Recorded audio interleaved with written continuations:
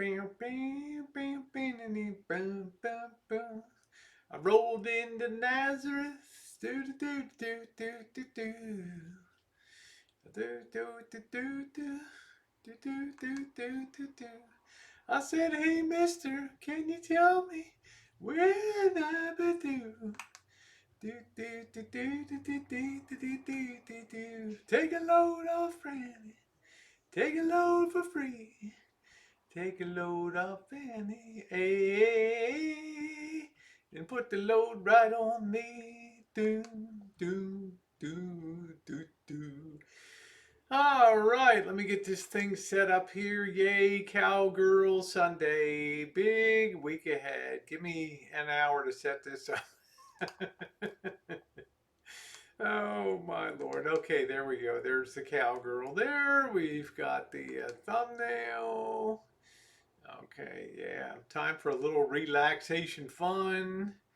Pushed hard Friday, Saturday, and Sunday. And now it's time to play a little bit, drink a beer. Let me come back over here. Yes, I am live. I don't know how long I'm going to be able to stay on, but yeah, thumbs up or appreciated as you're coming in. Amanda Smith, nice to see you. Thank you. Would you take a load of Fanny? Yeah, I love that song. I always love the band, just a great group. You can talk about Joan Baez and the night they drove Old Dixie down.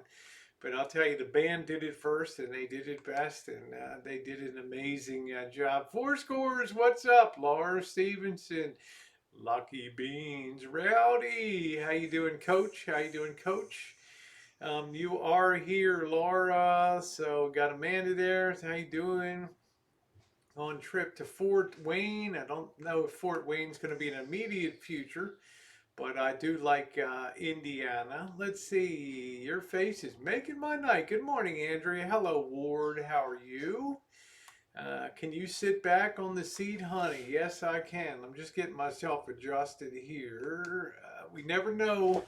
There, I'm sitting back in the seat. We never know how long the Streamlabs is going to stay connected. Ilva, nice to see you, honey, my Scandinavian sweetheart. Hello to you, and happy Sunday to you. The fireplace is like officially out of commission, right? I finally burned out the light bulb, and I've got this fake fireplace, but it kicks out a lot of heat. And sometimes I leave it on all night by accident with the heater thing pushes. It has a blower that pushes heat out, and then Missy Jen gets up in the morning. She's like, "Oh, you did it again. You left the fireplace on. It probably cost $5 to run it overnight, but it has the light bulbs and this little thing that turns, so it looks like a fakey fire. I guess we kind of lost the lights in there. So, how you doing?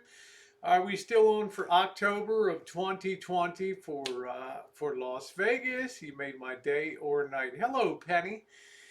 Nice to see you. So we're kind of down in action. Hey, Daly, how are you? It's not a Duraflame. I think it's a Napoleon brand or something. It's a Canadian made thing, and it's held up well for years. It only needs a light bulb. I need to remove the face of it and change the light. Thank you, Daily Chantal. Nice to see you. Dinette came in. Thank you, Craig. It's coming along pretty good.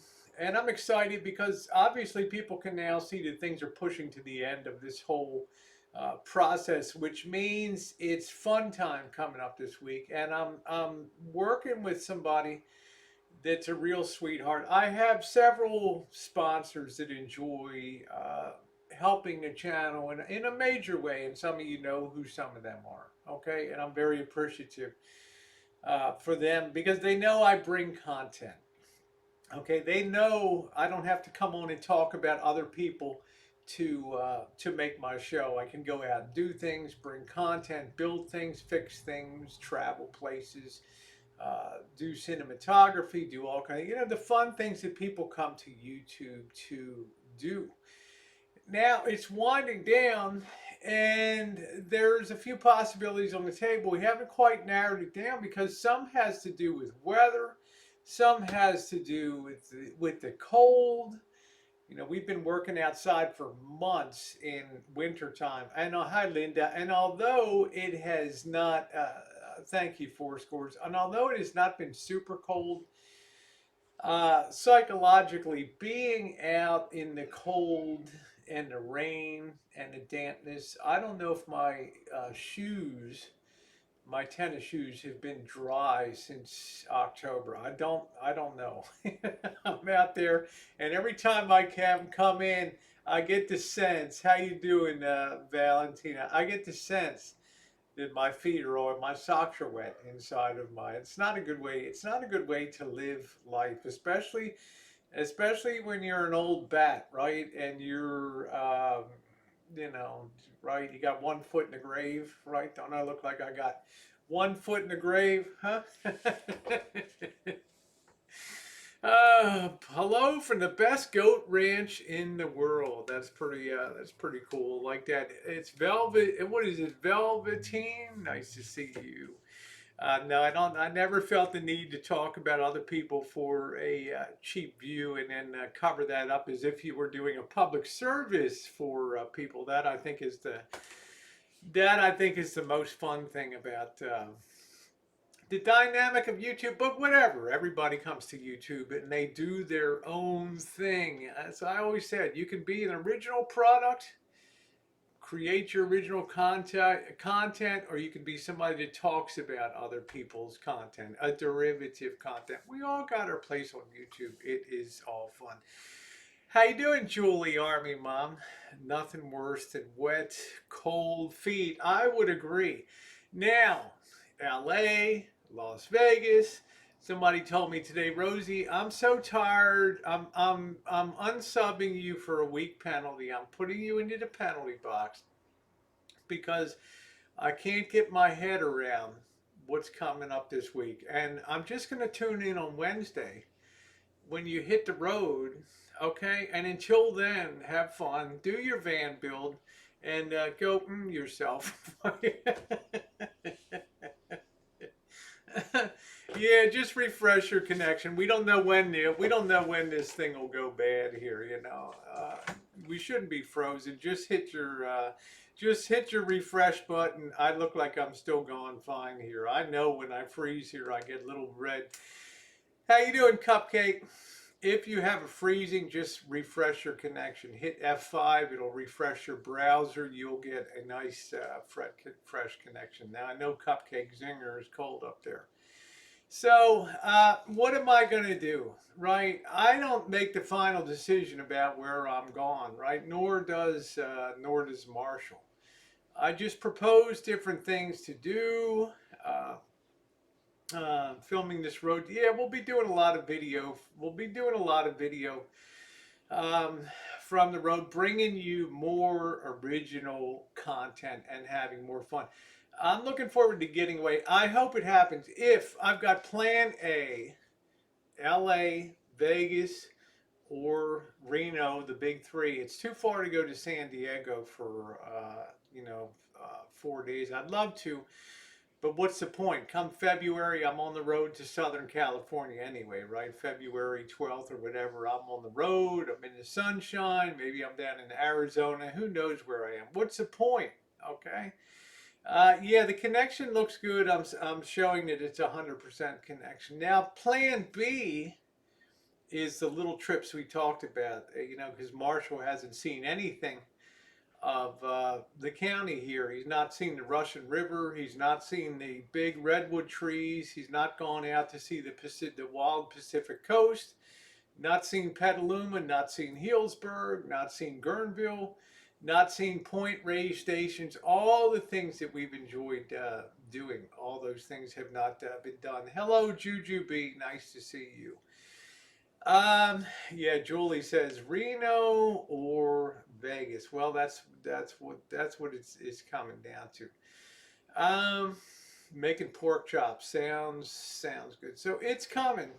It's definitely coming this week. Cause I'm not gonna muck around with the van because I feel like I've got things so well in hand now.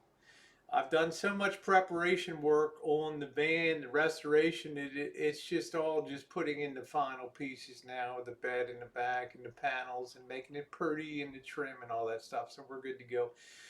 Put down some flooring, and that rig is definitely good to go. Always wanted to see the redwoods.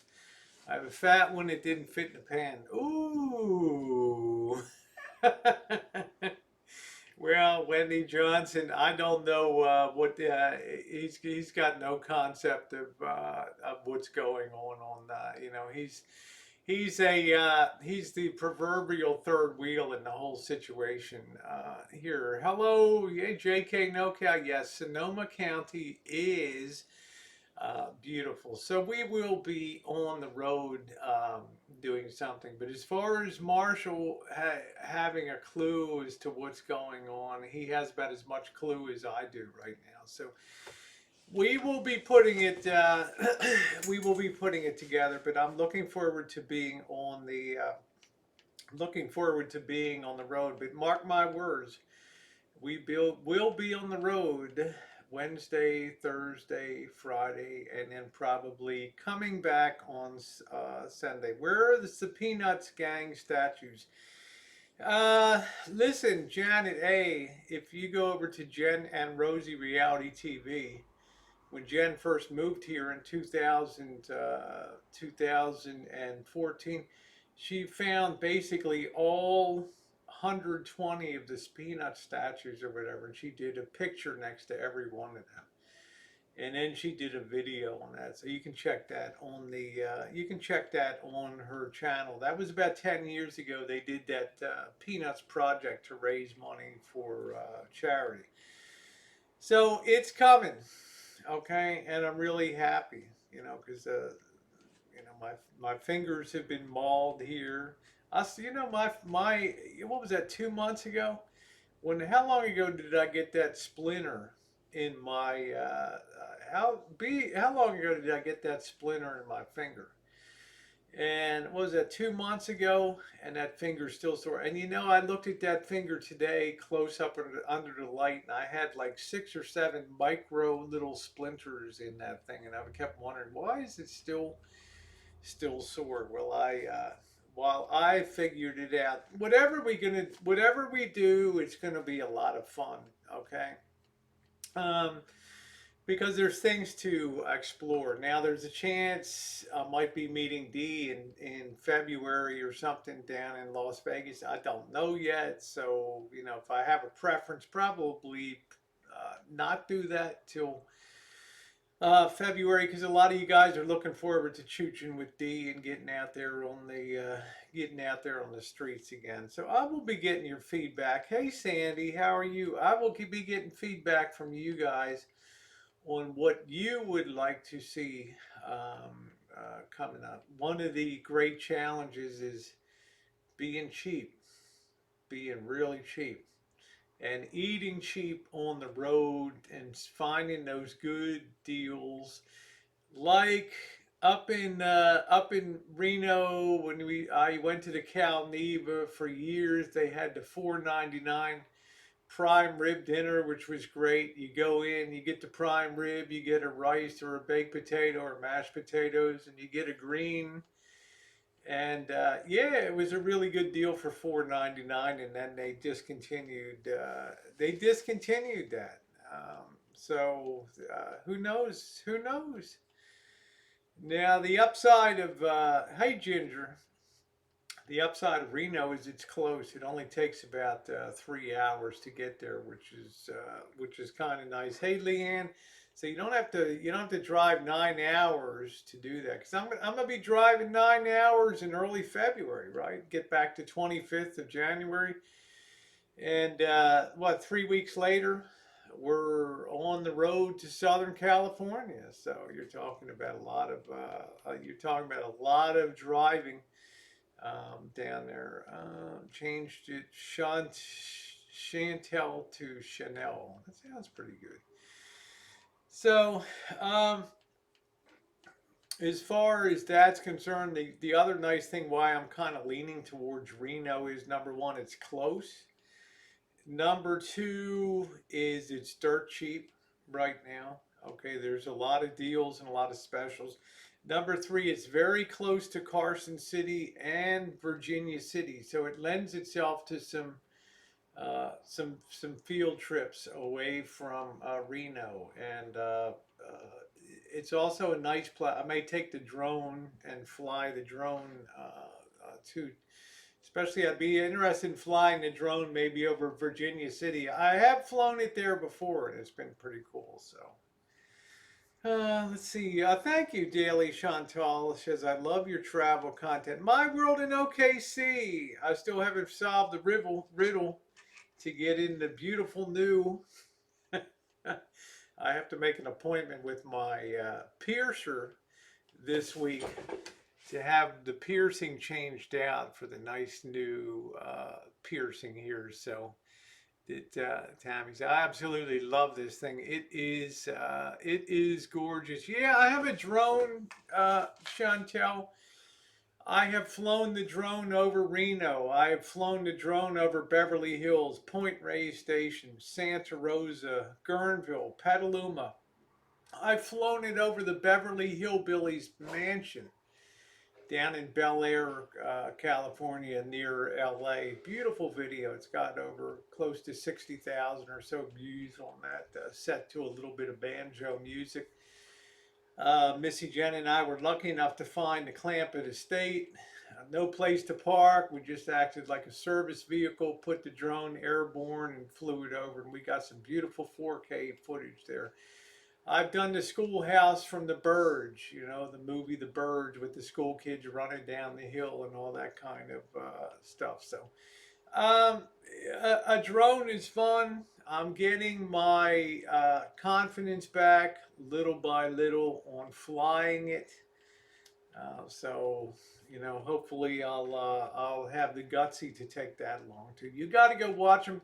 And you have to make sure that you're subscribed to the Rosie Murphy channel too, because a lot of my content, it's like my B channel. I got an A channel here, the B channel, Rosie Murphy, and then I got the C channel, which is all adult content, which is Rosie McNamara, our fun and floozy channel. But the B channel gets a lot of action, you know, a lot of nice videos, a lot of how-to videos, and some background stuff on meeting Jimmy Swaggart and live streaming from his church. And there's all kinds of cool stuff that you can see. Let's see. Can you guys help a sister out? I'm 4 away from 4K. Please and thank you. Yeah, make sure you. Yeah. Hey, Kaylee, thank you. Make sure. I have been to the Russian River, Wendy. Yes, I have. Yes, I have.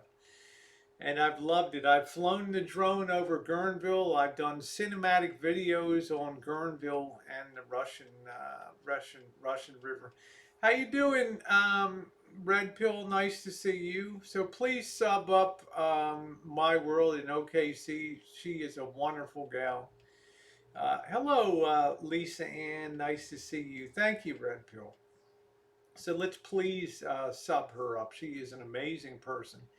She did all that stuff, seniors, Christmas party, and organized all those nice gift bags and things for all the seniors at the nursing home for the holidays, and had the big party. And then you know what? You know what her payback was? She got pneumonia and had to be hospitalized. Okay, that was her.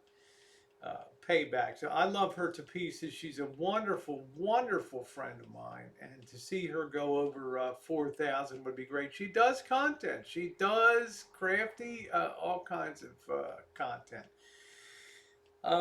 And I love her. So I'm going to go grab a beer, guys, and I will be back in a minute. I'm sorry I do not have the fake fireplace going. The Motorola is out of action for another 11 months. Yeah, congratulations on 4K. That's wonderful. I'm going to grab a beer, and I will be right back.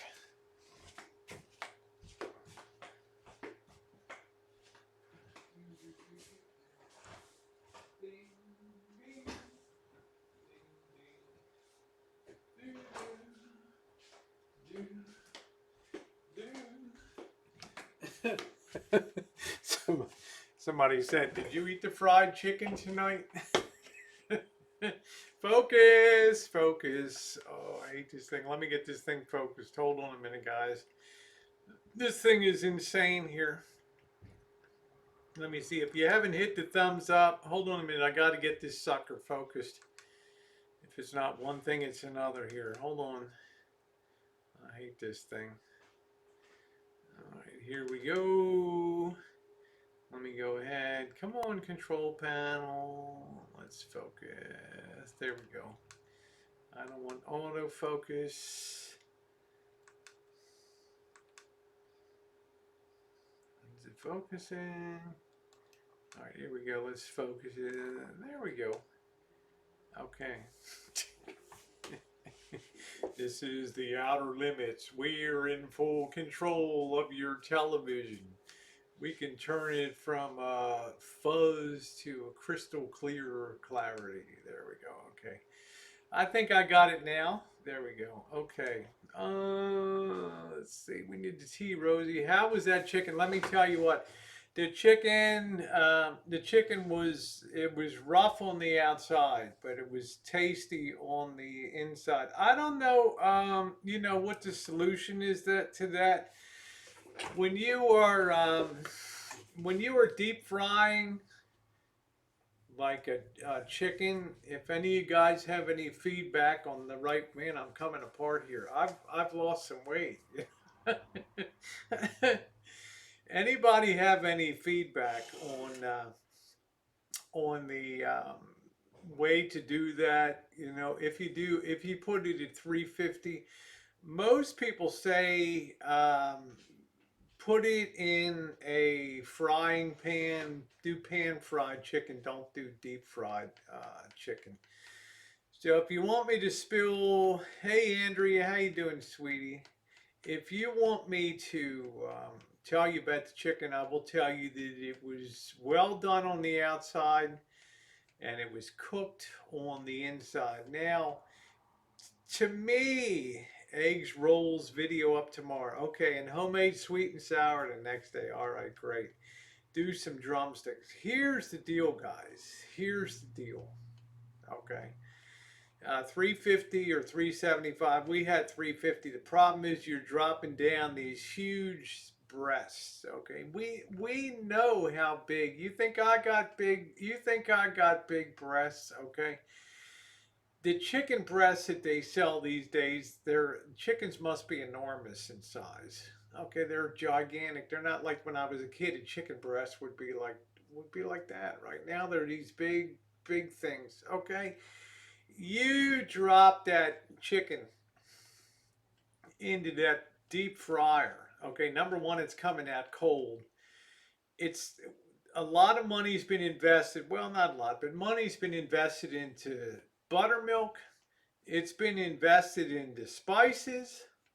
Okay, rosemary, thyme, oregano, salt, pepper, uh, vinegar, I don't know, whatever the heck else goes into the spices. It's marinated overnight. Okay, and then the next day you're taking the flour and you're putting the spices, the onion salt, the garlic powder, the black pepper. You're dredging the chicken in that. You're dropping it into the fryer. Well, guess what? Guess what? When you over fry the outside, all that spicing has virtually been burnt up, in my opinion. If I'm wrong, tell me I'm wrong. Okay, but all that coating with all that dredged flour and all that stuff, yeah, the flour sticks on, but the spicing has disintegrated. Okay, it is gone. Bison and Kobe beef. Yeah, the butter beans are back here. I'm selling them on eBay. Darn, the chair just, oh, man, the chair's falling apart. Look at this stuff, man. This,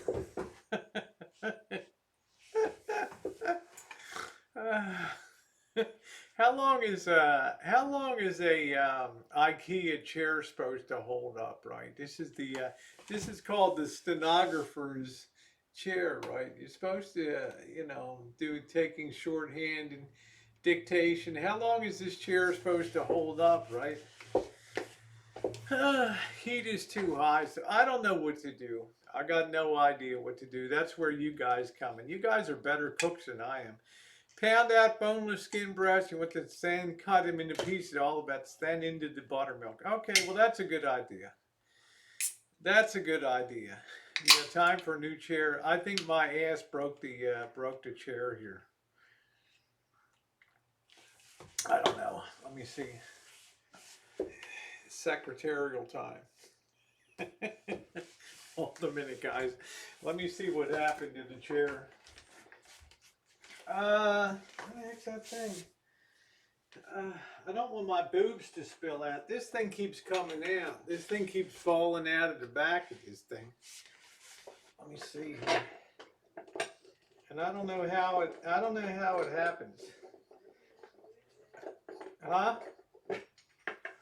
What a mess. This thing's like it's all stripped out or something. I don't know. Lord Almighty.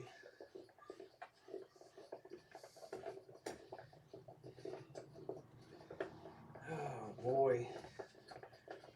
Come on, man. Put it all the way in. There it is. Oh, that sounded weird. Put it all the way in.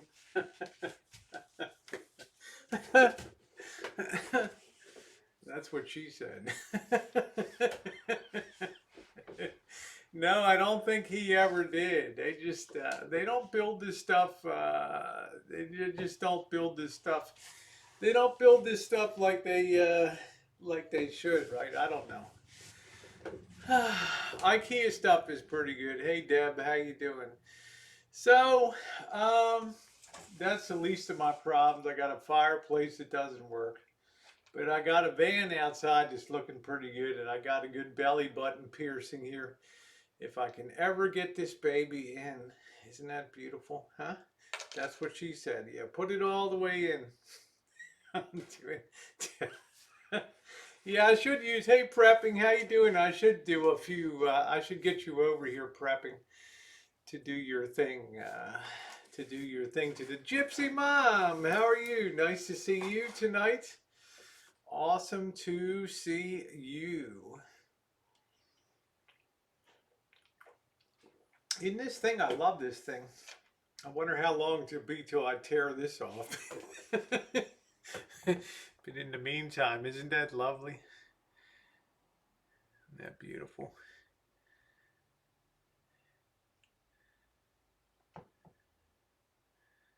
It's kind of hard to see. I don't know how they do it. They do it a certain way, but it's really nice. D-Dub, how you doing? So, like I was saying, I got D in here. I need to coordinate with D in terms of, I'm not going to be able to roll out of here until like the 12th to the 14th of February, and then go down to San Diego. So I'm hoping, I don't know if I'm going to be able to do Vegas in February. It might be pushing off like early March. I got to come back to take Missy Jen to UCSF for her appointment down to University of California, San Francisco. And then after that, I'm free till April when I got to come back and take her for her infusion sometime in April. So that probably right now it looks like, like first or second week of March is a better time for me to be in Las Vegas. So, yeah, isn't that nice? I mean, that's really nice of Tammy. March works. Well, that would be good, D. We can do a week. We can meet up for a week down there. It's cheap as balls. Nothing going on in the cemetery yet. You got to have the real heat up, and it's got to be a hot July, August night to be creeping around the cemeteries when all the cockroaches are running around and all the big juicy black widows are hanging. Thank you, Catherine. Yeah, Missy Jenza. Yeah. Gypsy Mom, the my super chats are off because the channel is demonetized. It's a continuing thing with YouTube. It's very complicated. There was a playlist that YouTube removed. They issued a strike. I appealed the strike. They're like, sorry. Okay, yeah, there was nothing in the playlist. It was AI, artificial intelligence took it out. Okay, we remove it. And then I got a note. I was monetized, no problem. Then I got another notification a week ago. You've been our recent, you know, look at your channel. There's some irregularity with a playlist or something. We have to remove the monetization. I'm like, I wrote him back. I said, you already removed the strike and acknowledged that it was a computer that made the error on removing a playlist that didn't have any content in it. And it's like RV devs, they're like, yeah, we know that we have a problem, but, just bear with the program and just reapply in 30 days because, this strike thing will be resolved. And I'm like, the strike is already gone. There's nothing on it. They're like, yeah, well, whatever.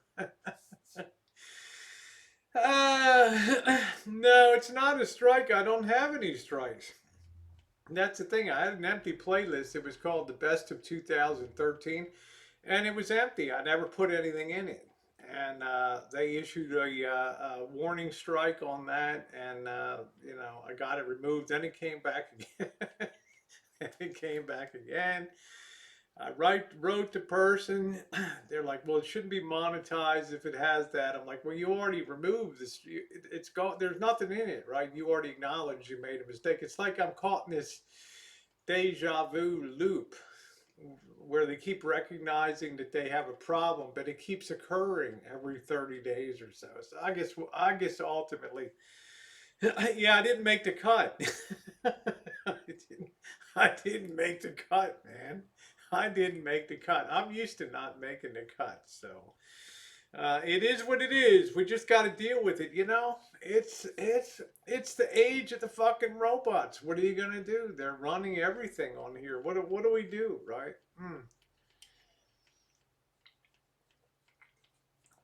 It is crazy, Andrea, because it's weird. And I think everybody can expect to see more of these computer. It doesn't say anymore. Your video was flagged. It just says our system determined that this playlist violated the terms and conditions. And they give you a link. You can look at it, and then you look at it, and it's like there's nothing in the playlist. There's no content, right? So I don't know. It is crazy, but it all resolves itself. Let's see. Gypsy Mom says this YouTube is a joke. You think with the kind of money they have, they'd have the best robots, but no, they like to mess. Uh, yeah, it doesn't bother me. I mean, I got the Rosie Murphy channel, which is putting along fine. I do a lot of content over there. I get a lot of support. I'm not complaining one bit. I am well supported on YouTube, but I'm putting the money into the channel. I mean, I'm doing things right. I'm not just sitting around on my keister. I'm out there bringing content on a daily basis, and I'm doing what you should do on YouTube, and I feel good about it. And I'm lucky that I enjoy a high level of support. The text, yeah, that's what I'm saying. There was nothing to flag, and then the person you write to, it's like her name was Valicia or some kind of Russian Lithuanian kind of Latvian Serbo Croatian. Not Ilichaya or something is like, yeah, we know, yeah, we know we got a problem. Thank you for your patience, Rosie, and we're so happy to have you as a YouTube uploader and creator, and we look forward to getting this resolved soon. Well, here it is. RV Deb's channel got hijacked and Thanksgiving, and she's still waiting for that crap to be straightened out over there. I want a robot to scrub my toilet and get hubby up. And there you go, Catherine B. There you go. I have Red Pill, and they've put it out there forever. You know, I used to be able to do some webcam stuffs for a few bucks, and they copied and pirated some of that stuff and put it on, put it up here, and made big news in 2015 and again in 2019. It keeps cycling all the time, you know. So yeah, it was like what was it, Iliacha or something like that. I don't know, some kind of name like that. Uh, it's almost like with YouTube guys. It's like they want to have like 1984 but 2024. They want to have one like a brain, right? Like Hal, right? The supercomputer in whatever the hell the movie was, right? I don't know, but one supercomputer and no employees, right? This Hal just runs the show. Good evening, Rosie. Yes, we know you. We've issued you a strike. You know, one computer that replaces all the people that have to review videos, review strikes. It's all just they can use all these software engineers are busting their asses to write these, try to find and code these things so they can look at Rosie's ample bosom and see, whoa, there's too much skin area relative to the frame. Hey, I can't help it. I got big tits, right? So, yeah, 2001: A Space Odyssey. So it kind of sucks, but who cares? We roll on, guys. Um, yeah, 2001: Space Odyssey. Who cares, right? Space Girl, Space Cowgirl.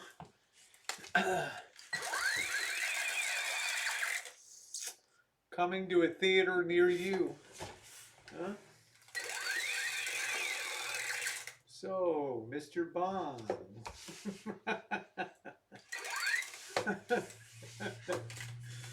Oh, crazy. Crazy, crazy, crazy.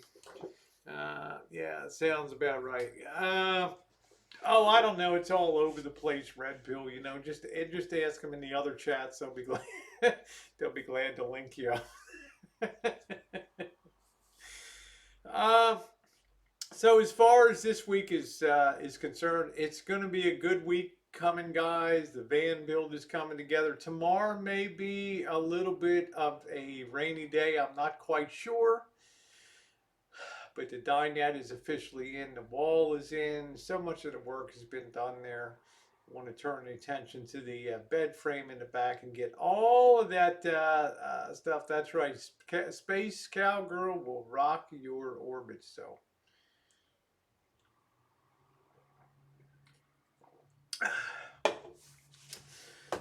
now let's talk about Mexico a little bit. Because, you know, Marshall pushes for Mexico, Mexico, Mexico, Mexico. But I'm going to tell you what, there's a lot of stuff going on in Mexico. Okay, there's a lot of stuff going on. Border town. Look at a place like Acapulco. Okay, when I was a kid growing up, I would watch, you know, ABC Wide World of Sports with Jim McKay. They would have cliff diving from Acapulco. It was supposed to be like a first class resort, right? I mean, nice hotels, beautiful. I grew up. I'd hear friends of the family. Oh, we just spent a week in Acapulco, or we just down in Acapulco for 2 weeks, or we took a cruise to Acapulco. Nowadays, like Acapulco is like a level 4. It's like the advisories do not travel to this area. And more of these places in Mexico, I guess because of the drug trade or something like that, more and more of these areas are gone. Like level 1 is safe. Like Tijuana is a level 2. Marshall and I have been in a level 3 area next to San Luis in the Sonola area there. That's a level 3. Level 4 is, when they're having shooting and kidnappings on the street. And they don't even advise government people like United States government employees. They're restricted from even traveling outside of some of these metropolitan areas on highways and stuff like that. So it's you know Tijuana, yeah. Los Algodones, yeah. It has all the medical stuff there. I might get some more. I might get a butt injection. Who knows? But I'm joking. But I'm just saying, man. When you start going to some of these other towns, and you start leaving, like you're thinking, oh, well, let's find a place to get let's take the van into Mexico, right? Let's take the Little Rascal too, my panel van. Let's take the Lisa Marie in, and let's get the seats redone in Mexico. It'll be dirt cheap to get the upholstery done. Man, you don't know what's going to happen down there these days. I mean, I was a little nervous, I mean, I could be a little more dressed, but walking the streets, I don't want to be like, white panel van pulls up and boom, you're thrown in the back of that. And you know what? Your life changes forever. And why? Because you took a chance goofing around down in Mexico. And at nighttime in towns like Mexicali, and just because there's a few street lights on doesn't mean that money is hard to come by, right? Why are people coming to the US from Mexico? Because they want a better life.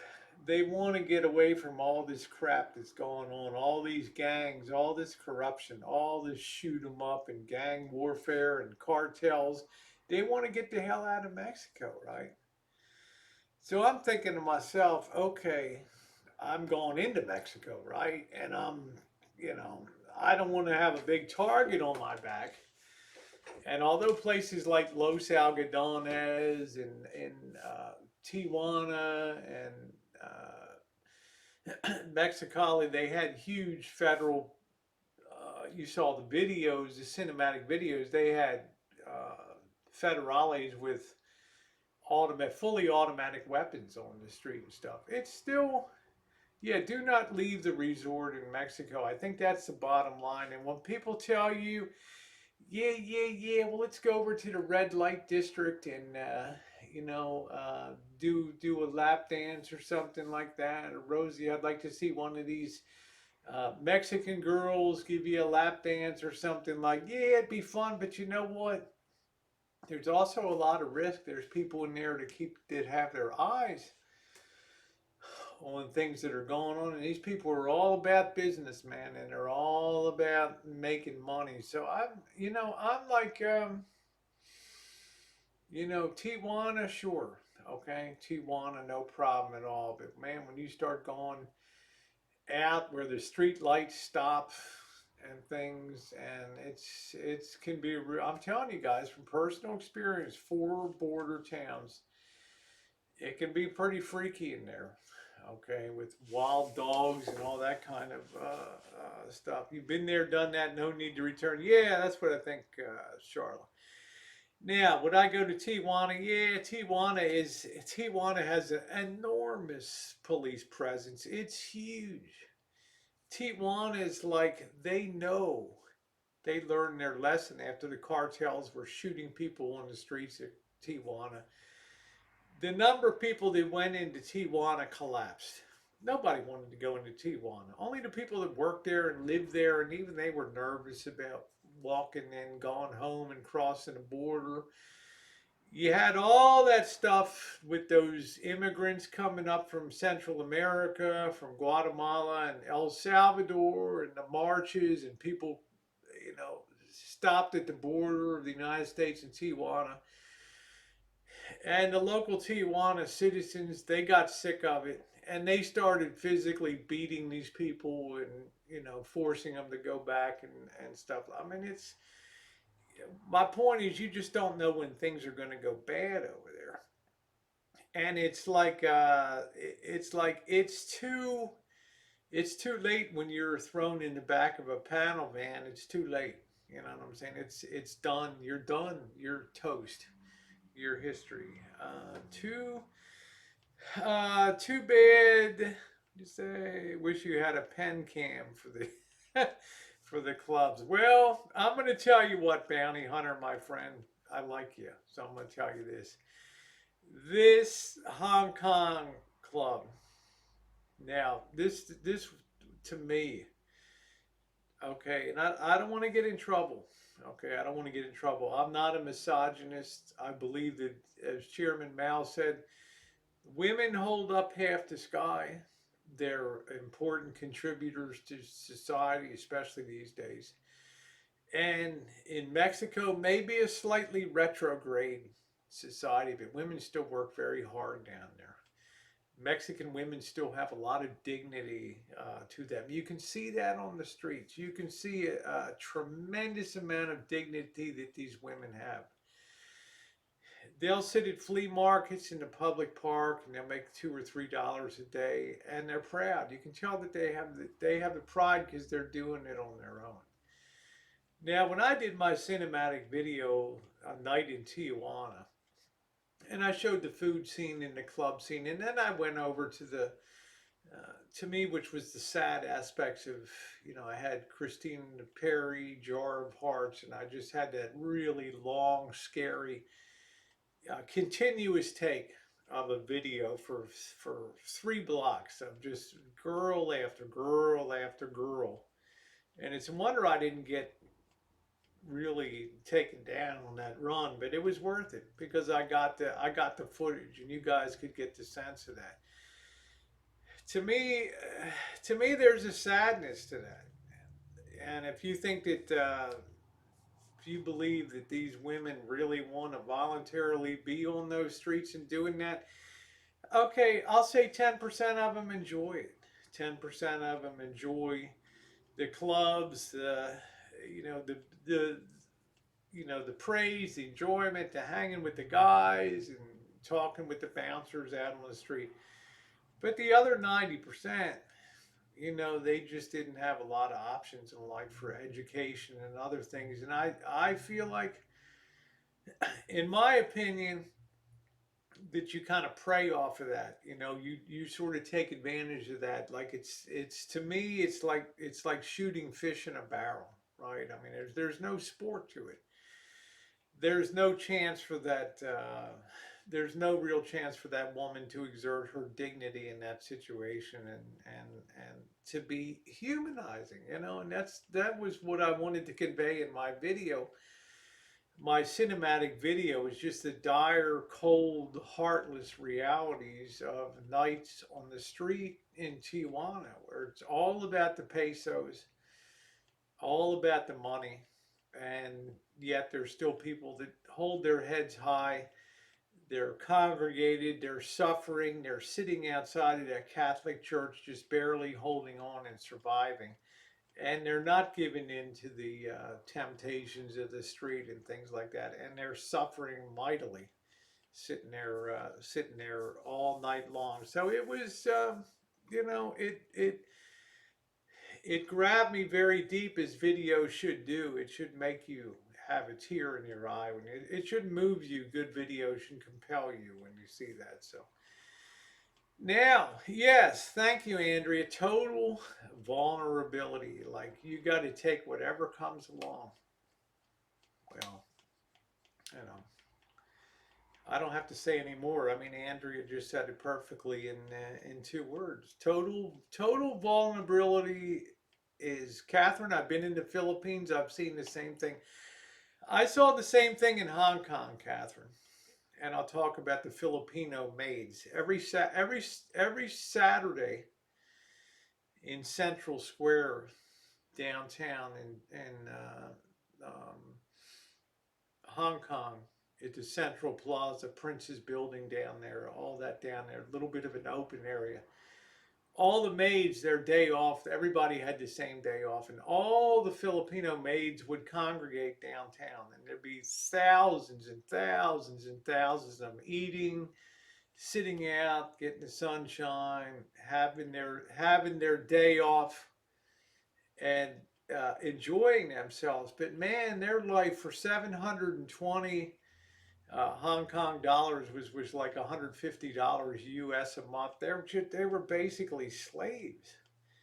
They were basically slaves, and I had these guys that I would work with. And we had a Chinese woman that came in and helped us out, but because we spoke Chinese and stuff, and she came and helped out. But she was well paid. But these Philippine women, and some of the things that these employers would do to take advantage of them, and the way they look down on them. And then I'd work with these expats, and I would fly and go back and forth with them, flying to Manila and stuff. And the things that they would say that, they would hire two or three of these maids and then just kind of use them sexually and for other stuff. And it was like a total vulnerability.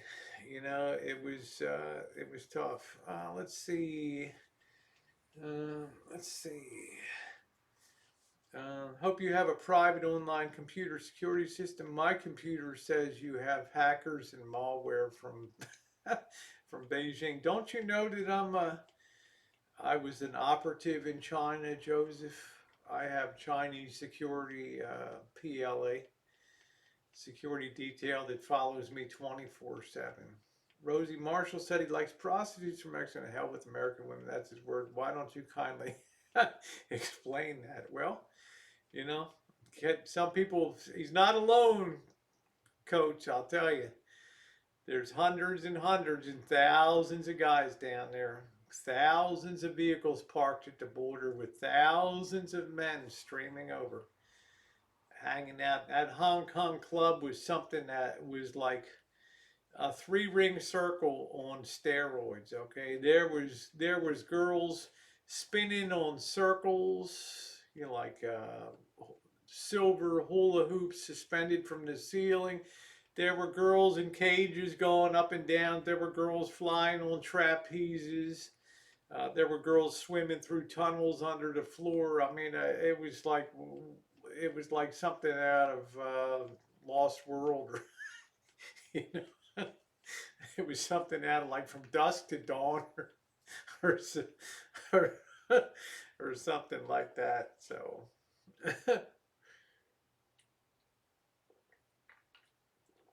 Yeah, if it's wrong, you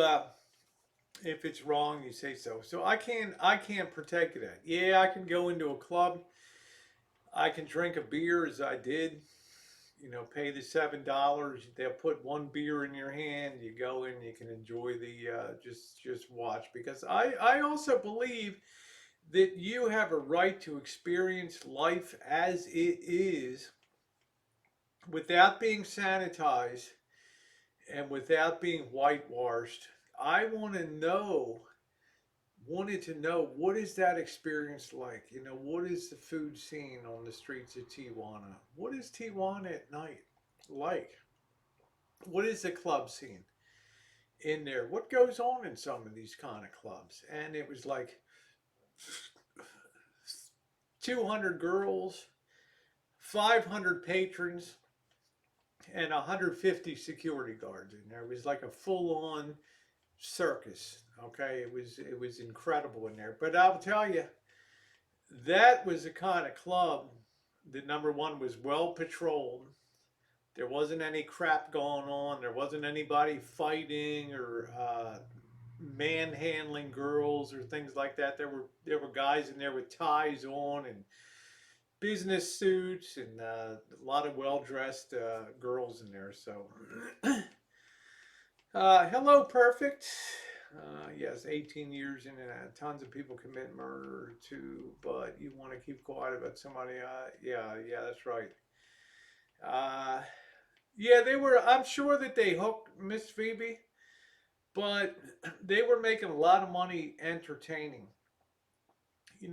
There's a lot of guys, believe it or not, that don't want to I was in that way when we went to bachelor parties and stuff like that. Man, I wasn't gonna hook up with with, with I wasn't nothing against her. I wasn't gonna hook up with a girl down on Baltimore's block, the entertainment district down there, man. That girl's been with, had her head down on business for a year or two, and I mean, it's not my scene, right? But I would sit there and enjoy and hang out with my buddies, and we would watch the show. Well, it was kind of the same thing in the Hong Kong club, right?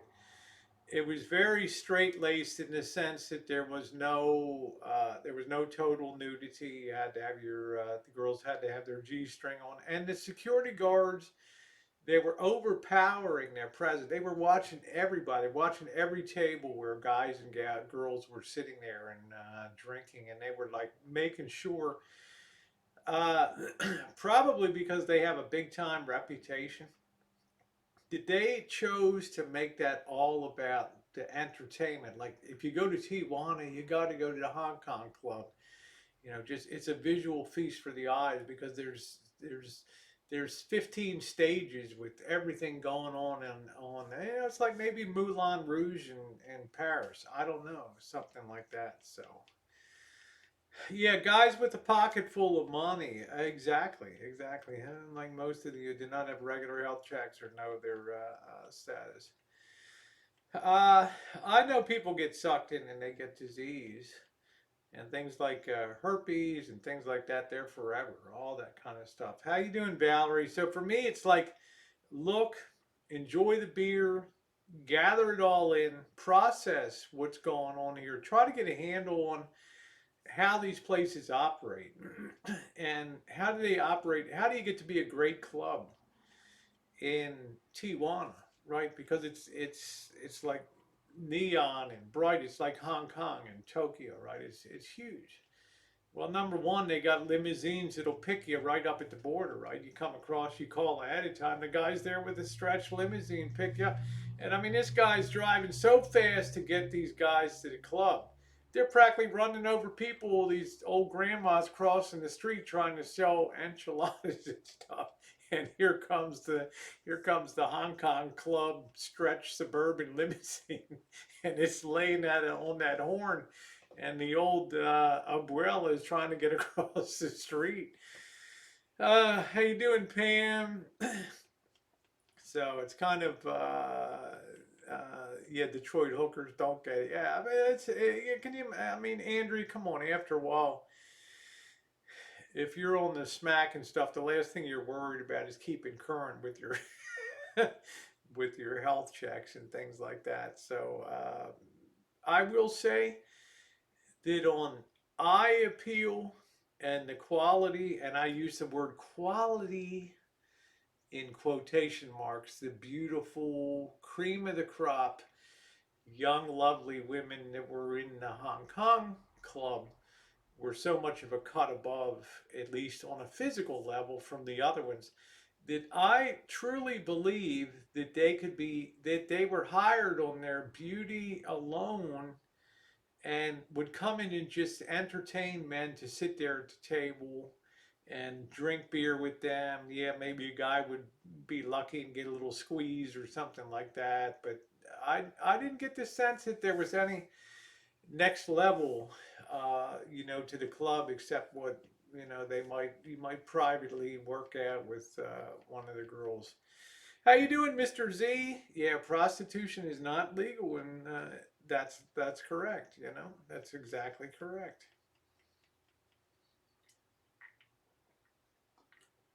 Okay, take care, Coach. Good to see you in here. So, um, to me, whenever I dated, and I think a lot of guys felt the same way. You could always, if you wanted to go down to the block, or we didn't have the internet back then. We had Baltimore's notorious block. It was bounded by Gay Street, Baltimore Street. Uh, I don't know. It was one huge block. It was all show bars right across the street from the police headquarters. So everything was always pretty well in check. But you could go down there and you could find whatever you want down there. Peep shows, the show bars, all that kind of stuff. But I don't want to say real guys, but real guys wanted to. They wanted to try to meet a girl on an equal term. You know, like they wanted to impress a girl with what they were all about. You know, not the fact that they had $150 or $200 in their wallet. They like the thrill of, hey man, she likes me. Can you believe it? That's cool, man. I'm going out. I like that. I like that. I like that warm fuzzy glow when the girl said, yeah, I'll go out with you, or you know, you left the movie and you got a kiss or something like that, or you scored lucky after a couple dates or something, and then you were kind of dating for, you felt good, man. You had a good sense that you had a sense like you're on the right side psychologically of the tracks. Like this is what it should be, right? Because both people are like on are on a equal respect level. Like at any time, she could give you the royal boot, which plenty of girls gave gave me the royal boot, but a lot of them gave the royal loving too. But I always liked the fact that it was on a level. But I guess I feel like hey John, how you doing? I guess I feel like some guys maybe throw in the towel, and they want the sex without the commitment, or without the there are people at the fair that do want to shoot fish in a barrel, right? There are fishing clubs that'll just take people out to well-stocked lakes where you just drop your line in without any bait, and you get a big fish and you go home. You know. Yeah, you want to score? Yeah, yeah, yeah. So that was my thoughts on Tijuana. Now, as far as personal safety is concerned, I really pushed the envelope last time with my videography, and it's okay. Um, it's it's probably not advisable, but if you have an urge, if you are a YouTuber and you have an urge to bring the story or to bring the content, I've always said to people, the truth is, if you're not tingling a little bit and you're not nervous and you're not getting a sense that you're pushing the envelope here on bringing content, and you're not aware, and your pulse isn't racing a little bit and your face isn't flushed, then you're probably not bringing first class content. But if you feel like your pulse is racing and you feel like this is really good stuff, but I could get nailed at any moment, then you're doing something right, I believe, on YouTube. Thank you, John. Thank you, my friend. Nice to see you, Johnny Wad. How you doing? How do you feel about the medical in Tijuana? Is it worth the risk? Gypsy, I'm going to tell you, honey, I don't know anything about the medical in Tijuana. I know if I wanted to get my ass enlarged the size of one of the Kardashians, I could find somebody with to take some industrial silicone and inject it into my butt, and I might have all kinds of, might turn out good, but I might have all kinds of negative reactions, and have anaphylactic shocks and things like that. Okay, so I don't know how you doing, Rabbit. I don't know about back alley stuff, but I will say this about Los Algodones. I spent a lot of time there. I went there 2 years before Marshall went there. I knew about Los Algodones before he even heard of the name. I was walking the streets. The competition there, Gypsy Mom, is so big, and the internet is so powerful now, and the reviews and the Yelps and things like that, that the quality, the bad people have pretty much been forced out of business down there, especially when it comes to dental work. Everybody knows when you walk the streets who the good dentists are. You see all the Americanos going to certain, and they're waiting backed out the door. Why? Because they know it's the best place to go. Okay. Now, cosmetic stuff is a little different. Yeah, you hear horror stories about Jiffy Lube and getting that industrial injector and just injecting that hiney like they do down in Chile or Venezuela or Colombia, and you know, give you that big porn star butt or whatever. But it's not worth it. They have a ton of they got a ton of dentists down there. Okay, so quality is good. They'll do Botox. They'll do things like that. You'll pay 1/4 the price that you paid for the United States, and the quality will be very good down there. Okay, I feel really very positive about the dental situation. When you get to the medical stuff, they have medical tourism and things like that, and they'll even take you to places like Peru and Colombia and do procedures like that. They have a ton of dentists. Now, as far as Tijuana is concerned, you know, we were all over Tijuana at the border. There were pharmacies there. We didn't see a lot in the way of dental. We were in Mexicali. We were in San Luis. There was zero in San Luis. There was a couple titty bars in San Luis, and that was about it. That was when I was hanging out with Rosa down there. Mexicali, I just saw a few pharmacies and stuff. Very few people spoke English. There were. I did better speaking Chinese to Chinese people that lived in Mexicali. There were so many Chinese in Mexicali that I communicated very easily and understood and learned a lot of information about Mexicali from them. So, is the medicine really that much cheaper? It is.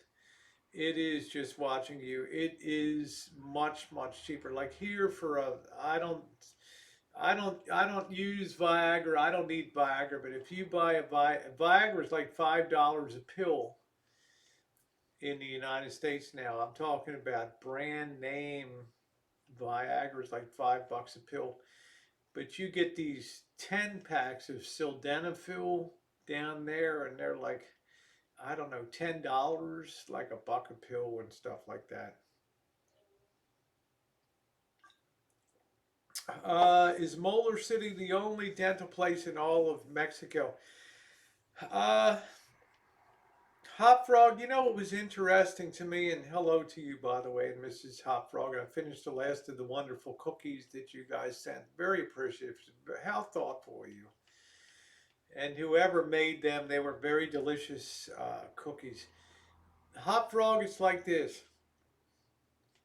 We were talking to some. I was in Los Algodones so much, I started to know the locals. These guys wanted to have their pictures. These guys and gal pictures taken with me, and we were like celebrities. We started talking to some of the older people down there. We started asking them, how did all this stuff come about? How did Los Algodones go from like a city and you know what used to have like 50 strip bars, and the guys were saying, man, there would be hundreds of cars parked on the other side, and the strip clubs were roaring. There'd be people thrown out of bar doors in the streets. It was rip roaring. And we're like, how in the hell does this change in 30 years? And the guy's like, well, we had a couple dentists in town, right? And there weren't any other dentists around for like 100 miles. On either side of the border, Yuma was pretty empty on the other side. And pretty soon, the people in Yuma started to discover that if they went to these dentists, they could get much cheaper dental work done, and it was decent. It was good, you know. And gradually, word started to spread, and over 30 years, the landowners in Los Algodones discovered that they could make more money renting out their properties to dental offices than they could as strip bars. So little by little, all the strip clubs and all the bars started to disappear. And as more dentists came in, there was more advertising put around Southern California and around Arizona and Phoenix grew, and Tucson, and all these places. And all of a sudden, it just became like a giant machine. And now it's like advertising everywhere, the internet. So if you want dental work done, that's the place to go is Los Algodones. Yeah, yeah, I think so, Mr. Z. I think Los Algodones was a lot more fun. You can get meds and just come back. You can, you can. You're supposed to get a nominal prescription. You can't just walk over there on demand. They're going to give you formularies, okay? They're not going to do that. I'm like, they might sell you some sildenafil or something like that that might be in a generic form, but for other medications and things, antibiotics for post-dental work, painkillers, things like that, you have to come in with a prescription from the dentist that you just saw for those medications. Uh, yeah, there was more money. Yeah, remember that hot frog? There's more money in dentistry than stripping. That's exactly correct. So now there's two little sad little clubs in in Los Algodones, and I mean they're nice. The girls are cute and everything, but it's like a ghost town, right? A couple guys just sipping beers, and they don't even put girls up on the stage on the weekdays. It's only on the weekends, so it's like you're welcome, you're welcome, KK. I think that you can get insulin, Andrea. What about the EpiPen? Yeah, I think that you can get all that stuff down there, Catherine. Next time I go down there, I'm going to check out.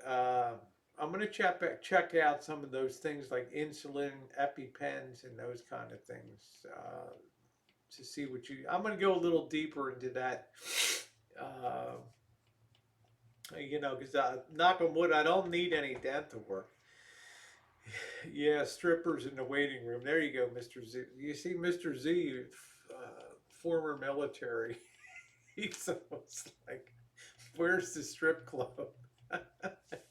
Hey, Missy, how are you? You can actually got a lot of meds, not narcotics, but most generics are pop. Exactly, exactly. No, I didn't look into him, Rabbit, to tell you the truth. Yeah, dental assistant side hustle. Everybody speaks English on the streets. It's all pretty good. You go to Mexicali and nobody speaks English. Like I said, I had much more success working through the Chinese speaking people that live there than the Mexicans down there. Missy, congratulations. Let me take a moment to congratulate the Kansas City Chiefs on their very powerful win over the Tennessee Titans, as well as the San Francisco 49ers convincing win over the Green Bay Packers. So we have a Super Bowl featuring the Kansas City Chiefs for the first time in 50 years, 50 years, are going to the Super Bowl. Okay, and the San Francisco Giants 49ers will be back there trying to extend their Super Bowl trophy showcase. Probably try to push that up to 5 Super Bowls. We shall see. Valerie, that's what hey, soggy bottom girls, that's what I say. Be careful in Mexico. Okay. Um, it's not like me to dress down and be demure. I like to be out there. It's kind of who I am. The little bit of exhibitionism, a lot of bit of exhibitionism. I enjoy it, but got to think twice. You got to really think twice. I mean, I don't want to go down there in a silver party dress it's split all the way up to my boobs on the side, or the gold party dress up my butt. I don't want to, it can't do that stuff. I do work hard, Rabbit. I do a lot of things, a lot of exercise, doing the van build. You'd be surprised how many times going in and out of the van, humping lumber around, humping supplies, doing projects. I get a lot of exercise. I eat really one meal a day. So, yep, yeah, good luck, Chiefs. So it was a very exciting day. Is it okay, B. Braca? I don't think there's any problem at the border that I saw.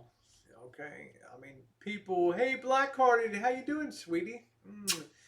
The security, the border patrol at Los Algodones gave me a hard time, unfortunately, because somebody had called down from YouTube or something like that, and I almost had to go. I remember I told you guys before. I almost got. I was really questioned and almost put into a side room for a real total what they call a total personal body search. Okay, the glove pop, and all that. So um, because of the state of my passport. Good night, my world. Keep your head on a swivel, but it's tons of fun. It is. So thank you. Did you did you lock me out? I didn't even hear you at the door, man. Jeez. I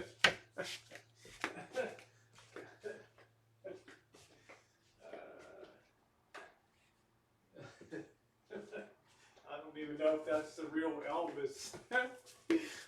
Sometimes these trolls get me hopping in here. All right, all right. I'm not sure, but anyway, so I got to be very careful. To me, it makes more sense to get in a plane and fly to a place like, excuse me, Guadalajara, Puerto Vallarta, uh, Cozumel, or something like that. You're pretty much in an area where the government is hell bent on making sure that the tourist money continues to flow in. It's like Tijuana now. Tijuana is like a military state. There's more metro police on the streets of Tijuana. First time I went to Tijuana 20 years ago, no way. I didn't see any cops. I didn't see anybody on the street. This time I went down, there was every fifth vehicle was a police car. Okay, and they had that city by the nuts. Okay, nothing was going to go down on the streets of Tijuana. No, they don't. They did that in Canada. I got pulled over and checked. What would you suggest for having a round curry with me down your thigh? I don't know, Rabbit. I'm not talking about that stuff. Door doom. Just kidding. I don't even know if that was the real. I don't even know if that was the real marsh thick on the bottom, but tight on the top.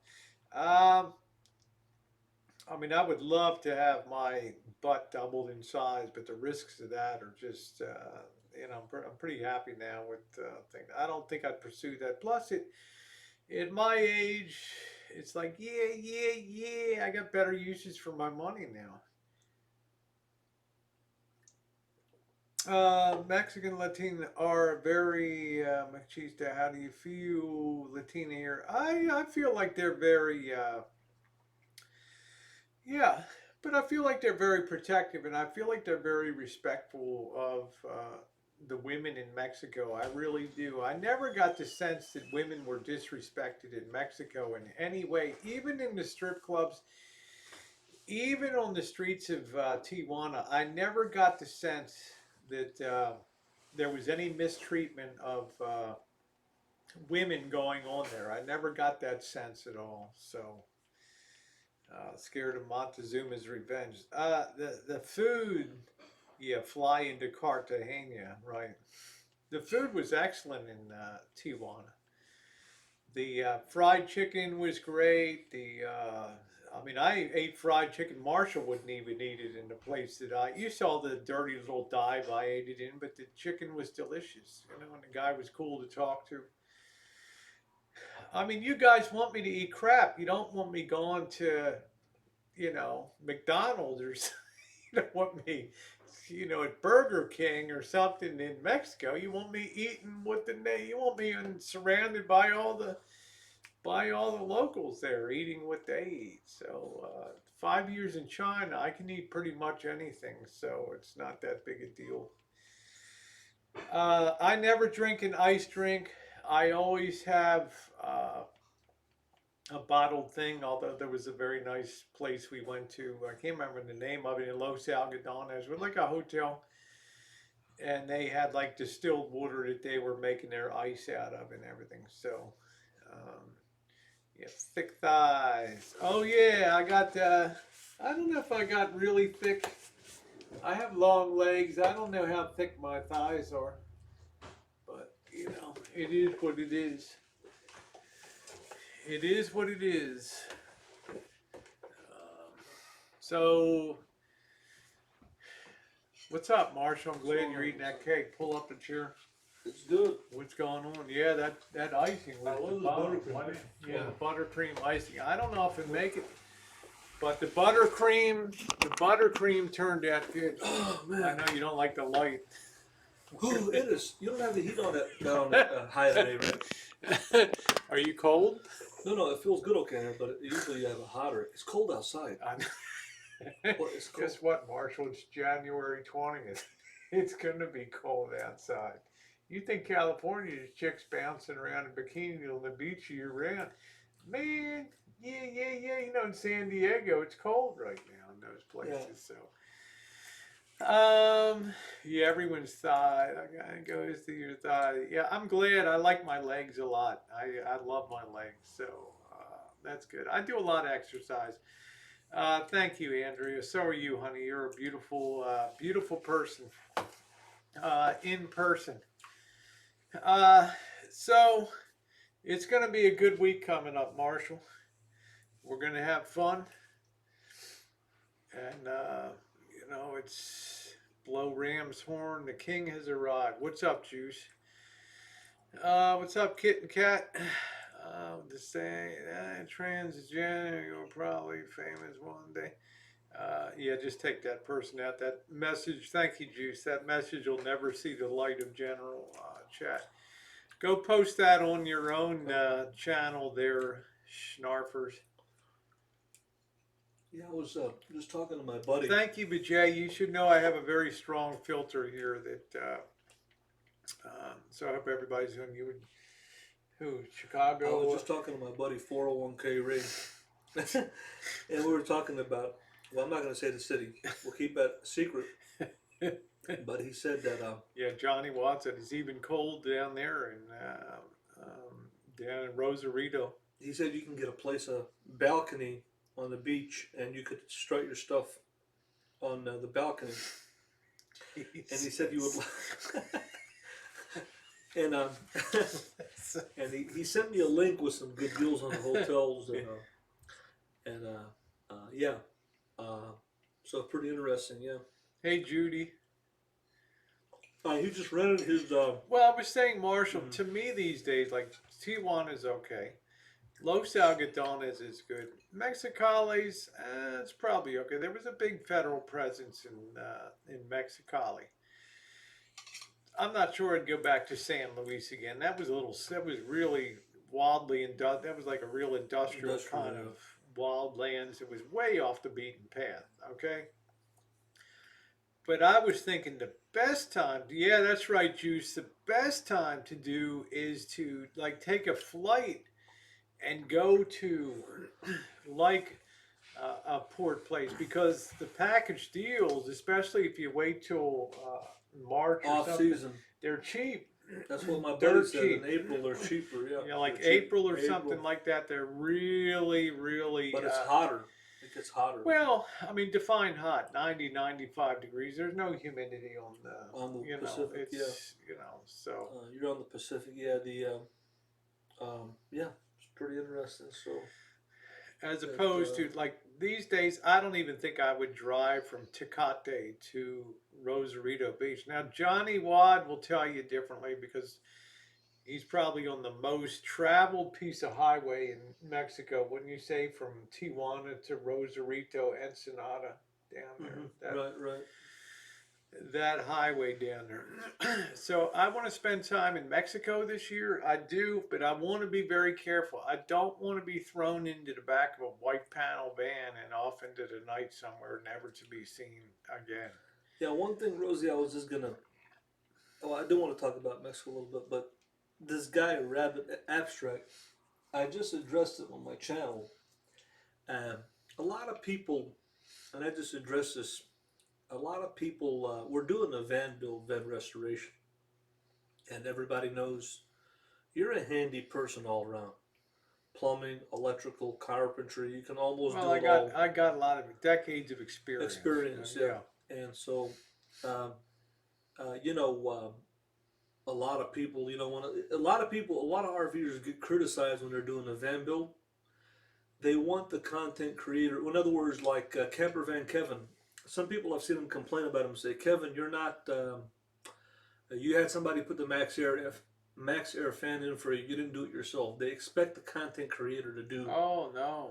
it Would, all no. themselves. Why So would you do that? It could be very risky. This is why I think some people's vans burn up in their RVs. They try to exactly. do So, these things themselves. but I've seen a lot of content creators, not just me, but people get criticized. Elvis, you're not doing the electrical, or you're not doing. And the thing is that yeah, they some content creators are handy. They could do it themselves, and a lot of us, like Camper Van Kevin or me, a lot of the Oh, people, I just. we rely on other people No. to help us out to do things on the rig. Oh heck no! So I don't. Do you think I want you to? yeah, so I'm responsible. I got to sleep at night. right. All I I was could saying, tell Marshall, yeah, this is basically the way you want to wire things and go to it. And he would probably wire it, and there was probably a 75% chance it would be okay. But the problem is you wouldn't know any of the theory behind it. You wouldn't know how what it's supposed to do. You're just being a technician. You're just putting something where together, somebody told not you knowing to exactly. do. So You can't grab 40 years of knowledge and just extract exactly. it exactly. So all I'm saying So what are is, you saying that people are saying? the point is that I've seen a lot of content creators get criticized RVers when they're doing a van build or doing something. Oh, you're not doing it yourself. Why you're somebody else is doing it? And the thing I try to explain to this guy, Rabbit Abstract, that we both put a lot of work into it. I'm doing a lot of the grunt work. I'm doing the work that is just low. It's low skilled labor but it's high um, physical. It's physical to do. Like to do wax and compounding. Rosie doesn't need to do that, but I need to do that because it's my motorhome to maintain it, and for me, I should be doing that anyway. And Rosie's handling the technical aspect of it. I don't want people. I was just trying to get people to understand. This isn't an apprentice shop where I'm supposed to learn, get all this knowledge that Rosie has, and learn it and do it myself. I think people are getting a little bit confused because they're seeing you do the carpentry or the electrical, and they want to see me do something. I don't think it'd be fair to Rosie to have her to train me on how to do everything just for camera's sake. That takes time. I think I'm learning by watching her, but I understand people want to see the content creator do things. I've seen that a lot over the years on YouTube. But I just don't think that we have the time to do that. You see what I'm saying? We're trying to get things done. I'm not criticizing. Yeah. Ask me if I would compound and wax up outside of the van. Yeah, you couldn't pay me to do that work. Right. To me, it's got to be done. It's an essential part of bringing the van in. If he doesn't do it, then the van looks the same going out as it did coming in. Yeah. And that's not the plan. The plan is when that thing leaves, it looks like it just came off the factory from Elkhart, Indiana, that Coachman Coach works. I'm learning by watching. Now, what I don't, though, right. if I tell you, like you will sometimes have an opinion. Like late this afternoon, I wanted to demonstrate to you that no, you can use the jigsaw, you can cut straight lines. Exactly. So you can't resist and say you can't do it. What it is experience. Yeah.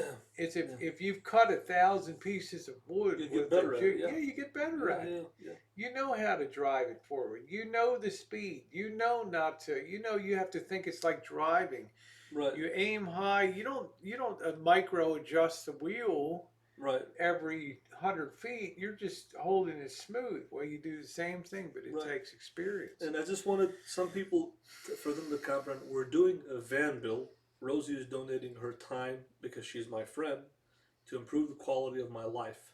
But and I'm learning just by watching her. But we're not. This isn't.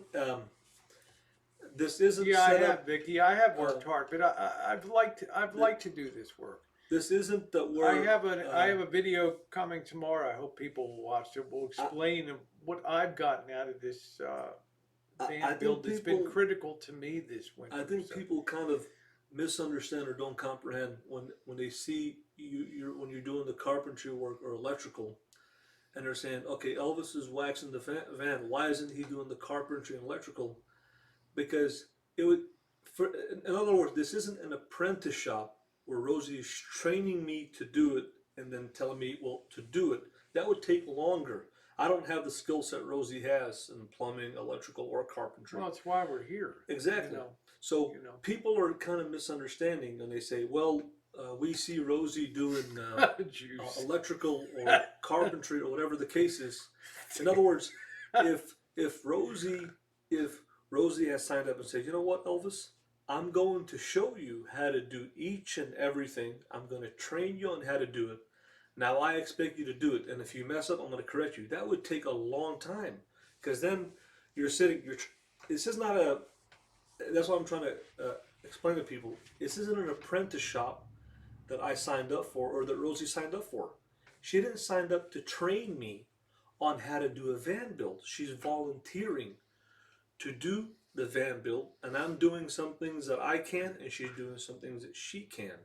I just think that a lot of people have heard this, and they complain about not just me, but a lot of other content creators like Camper Van Kevin. He had hired somebody to put the Max Air fan in, and people were complaining. They're like, Kevin, why don't you do it yourself? Why are you hiring this guy to do it?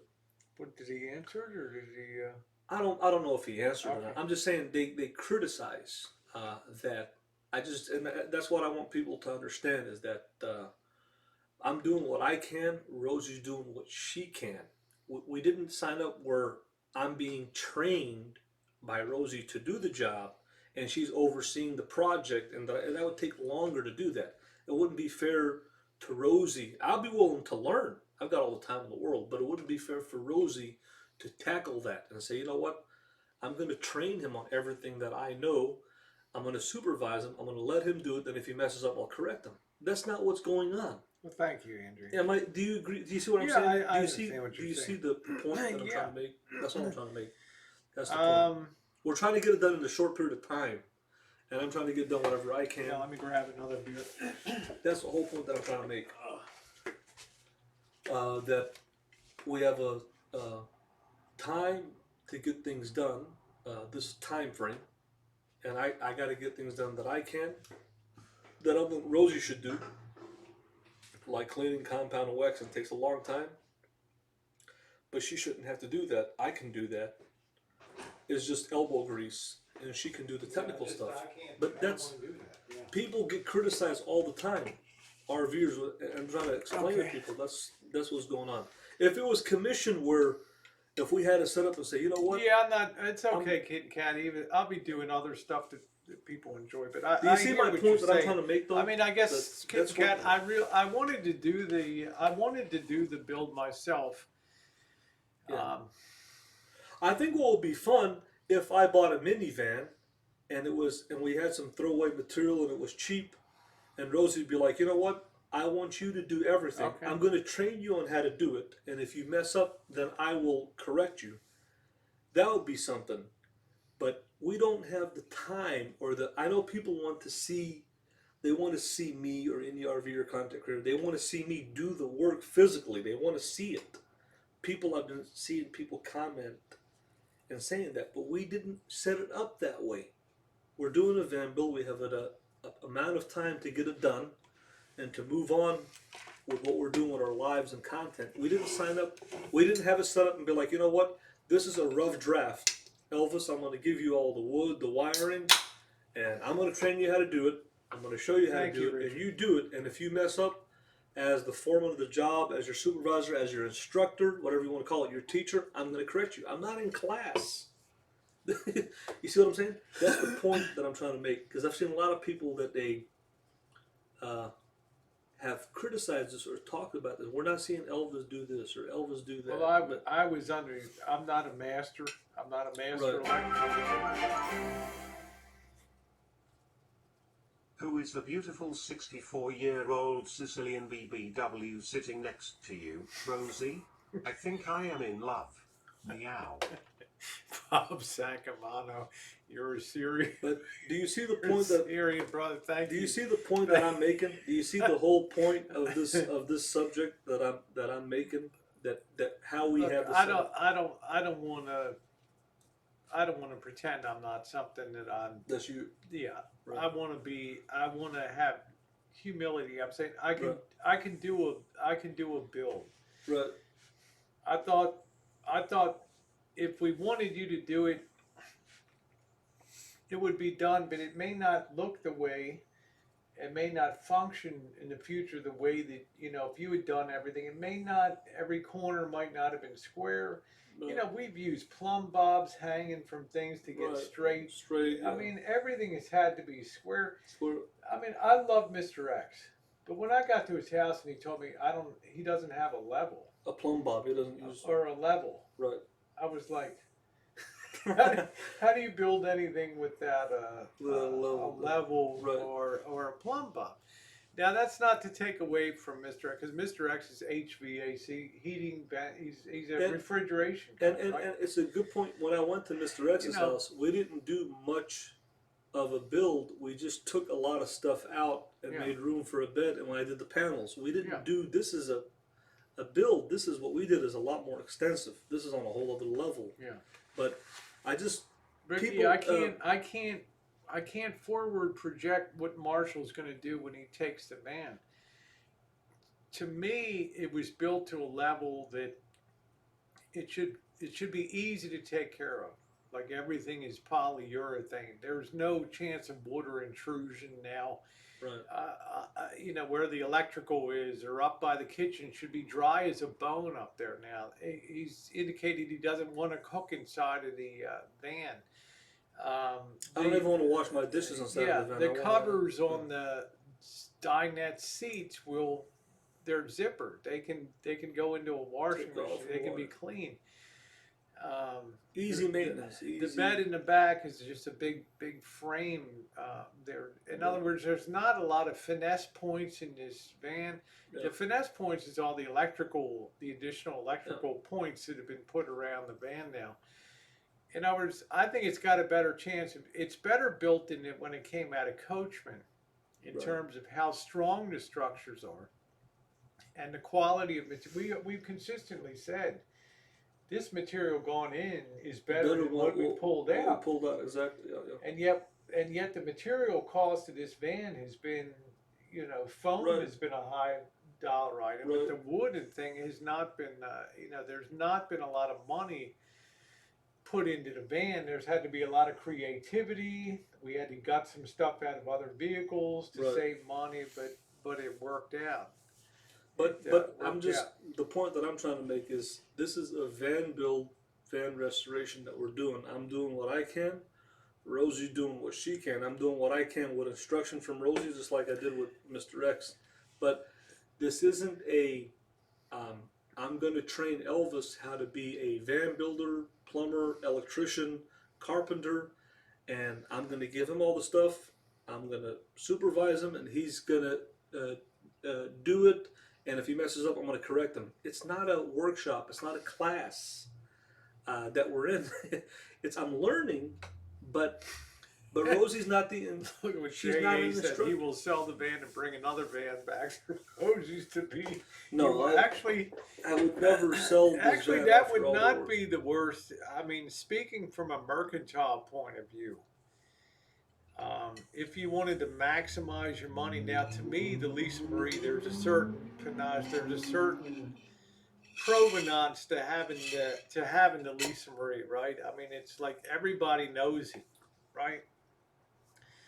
But I think Marshall's understanding now, like being stationary in Chicago is good. It's good. Right. I mean, you understand you have a limited budget. You can't travel everywhere. You can't not do with everything. No, you cannot with it. But like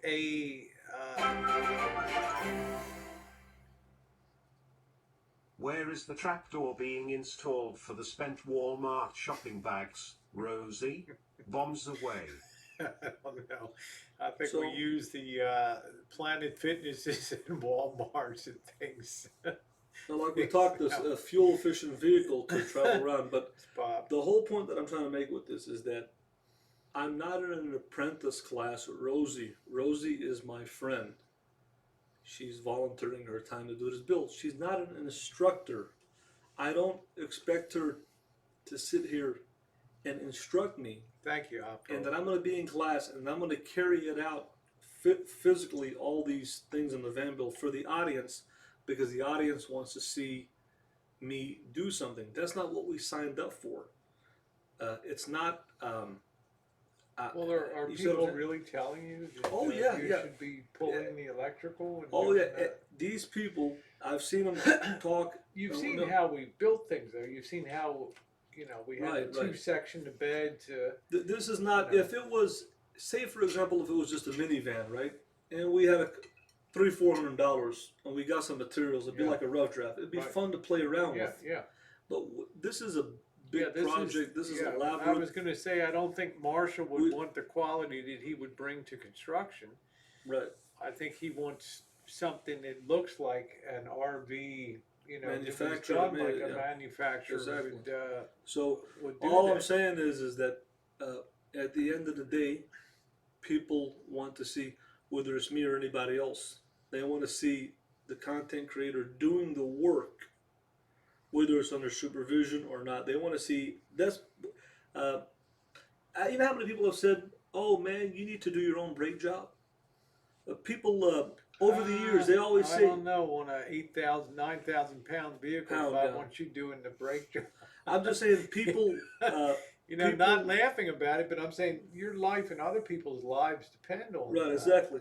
I'm just that. saying that people over the years have commented not just on the RV motorhome maintenance, but chassis maintenance. A lot of people will comment and say, "Man, I can change the starter. Why don't you do it?" They like to see do it yourself. Do you agree with that? Oh yeah, but you see where I drew the line, and I told you, you know what, man, I'm not pulling another alternator. I probably pulled 50 alternators over the years. And, I can guarantee you what my hands would look like at the end of the job. I'd rather pay somebody $100 Yeah. that knows what they're doing than take the chance of taking my Shorting alternator out. something out, or Exactly. That's what they have mechanics for and all that.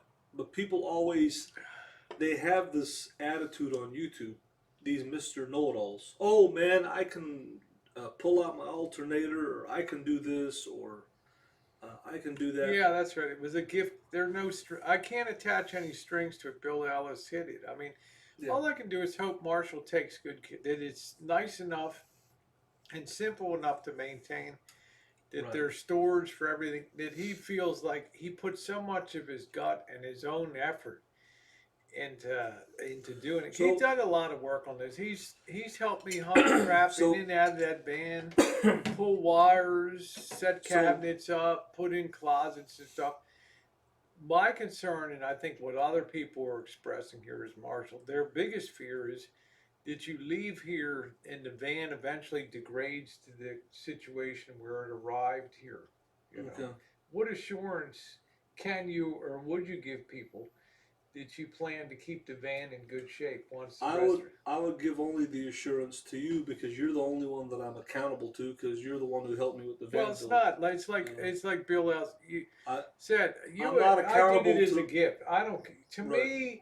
To me, it's your van. Right. But my hope is that you will enjoy taking care of it and really Right. do the upkeep and keep it nice.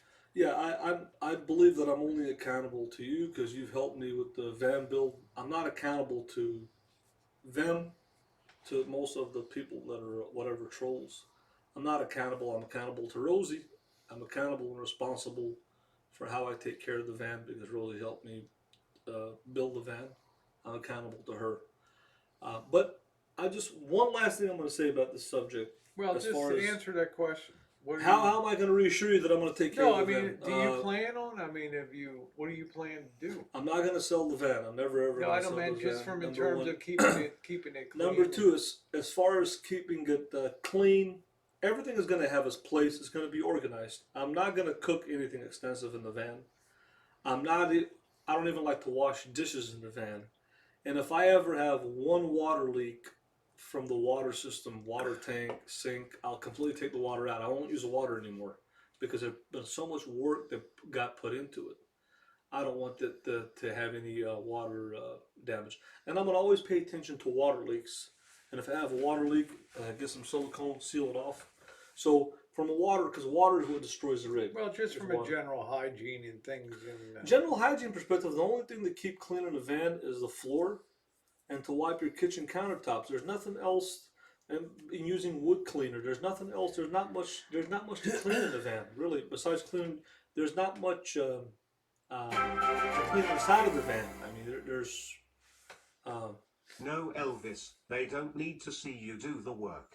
What they want to know is when you are going to pay it forward.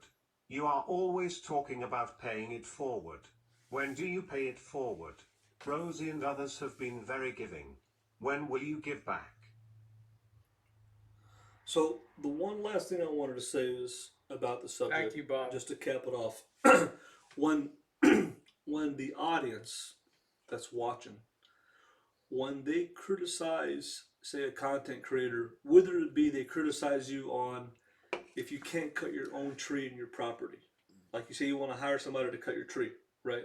yeah, Or say when I they ain't gonna cut it. I'll drop a tree on a fence. okay, but generally, I'm just you saying got to know your limits on what The- you can no, do no, I and know, I what know. you can't the do. general question that I have for you that I just want you to answer is this: whether it be maintenance on your home, maintenance on your RV, maintenance on your vehicle, maintenance on your landscaping.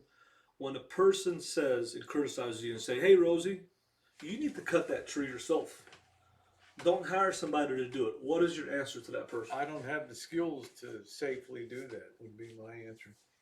I don't know. I don't have the skills to bring the quality I'd like to have to the. What if building. they say, "No, I believe you can do it. You need to handle it." Then you have to just put your foot down and say, say- I've had experience with trees before and it hasn't ended well. Okay. I think for you, you tell The whole- people, I don't think I could bring the quality to finished product that I want to have as my Right. home. It'd be the same reason that people hire a contractor to come and build come their and home. do- exactly. They could theoretically Right. mix their own concrete, pour the foundations, Right. dig the channels to lay sewer pipes. They could put up frames theoretically, but what would the product look like compared to, say, Right. a JK NoCal coming in and putting an extension on a home in a timely manner, a correct manner, a safe manner, Right. and something that you could have confidence in. So basically, When we talked about the van build, and I'm Right. just going to put it out there, I was excited to do the build too. I never anticipated that Marcia would have the skill set to bring it to a level that would look and perform like an RV, but could do the work if told what to do. Tomorrow I'm having a video of what I got out of the van build. It's very timely for me, and it's a very important thing, and I hope that people take that to heart, what I got out of this process here.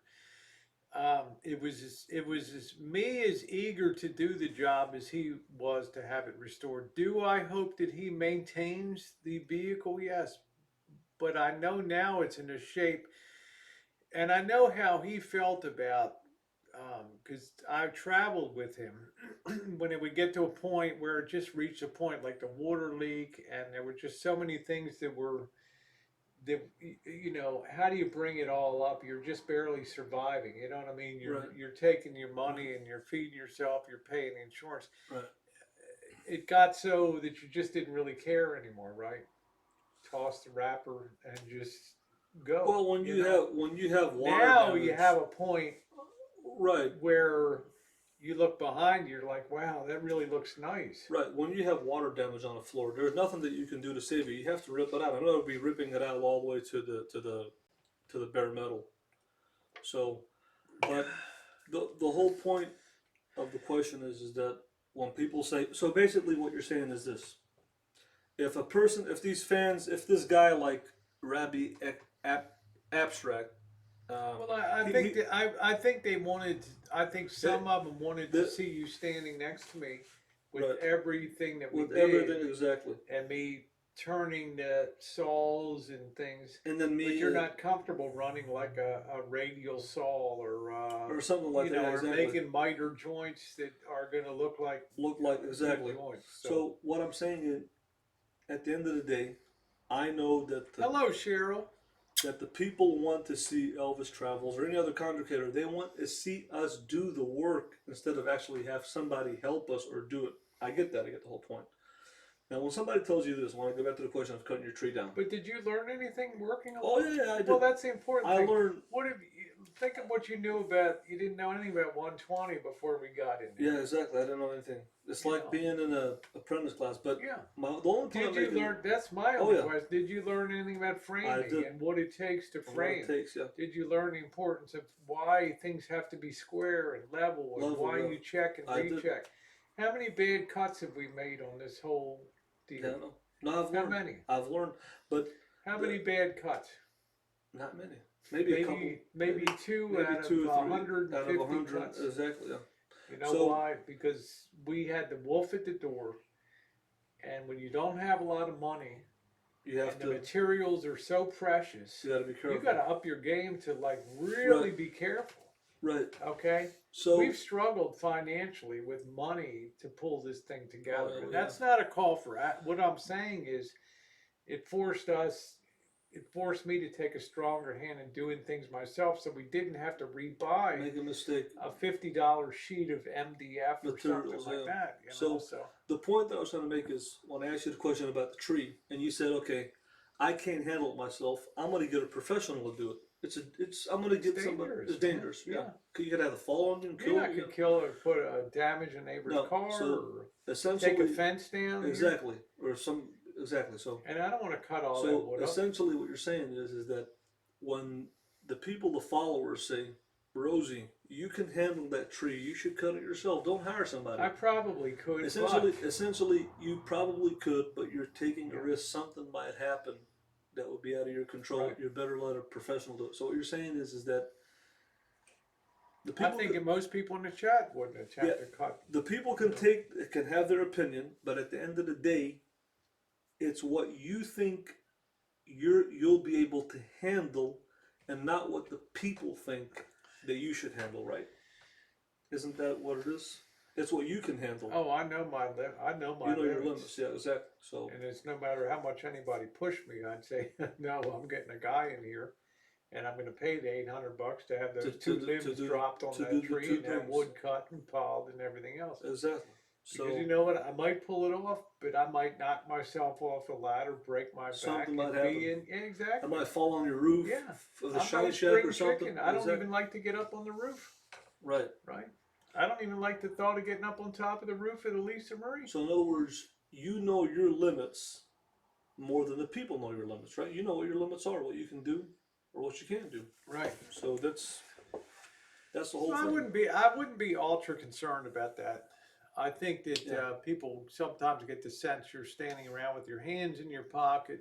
Right. But as long as the exterior is done at the same time that the interior is done, I'm satisfied.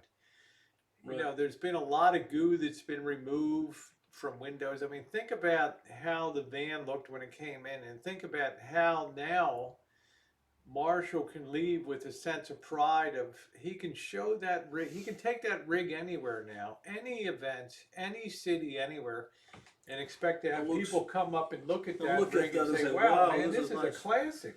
This is a And classic. then he opens the barn door. He's like, "Wow, look at the at the inside of this inside. thing." And you tell people, "Well, you know, there used to be a sofa in there, and now there's We a dining. changed Look it. at the back." And Right. I mean, when Narse came for the first time in weeks, I saw him just light up. He couldn't. He was out of breath to show Narse the things the things that were on the I was van. excited, yeah. That was my payback for Right. seeing him happy. To show the things that were done on the van. So I can imagine him in Quartzsite or Chicago or in San Diego, where instead of people looking at the van and saying, "Well, that's probably a bum that's kind of just hanging on to his '89 Coachman," they come up and say, "Man, you got a classic here. Right. You know what I mean? You got a classic RV." Right. And I like that. Yeah, the roof is okay. The roof is die-cord. It has a lot of, there's nothing really wrong with the roof. So right now, if you had to look back at this whole experience, right, would you tell people No, I don't enter cook-offs, James. build a Class B or just buy one already made? Renovate a Class B or what? No, build one from the scratch up or buy one How? already I mean, made. what do I get, a van and build one? No, if you told people, should they build their own Class B or buy one already made? What would you tell the audience, the people, say I want to get a Class B? Well, I would try to get one that needed some work and bring, And for bring a it good back. price and bring it back. Now, Well, still- remember, it's going to take money to operate a Class B. Right. It's not a slam dunk cost-wise, Something's always going to And be I wrong. think you're thinking about that now. You'd like to travel, but now you're thinking, well, maybe I just need a smaller travel vehicle and use that. It's in nice shape and use that like a home Like now. a home Park base, that exactly. somewhere and have that as a home base. It'll stay in great shape. It won't cost a fortune to run. To operate is that Operate. But it'll be very comfortable for you to live in and have yeah, exactly. Right.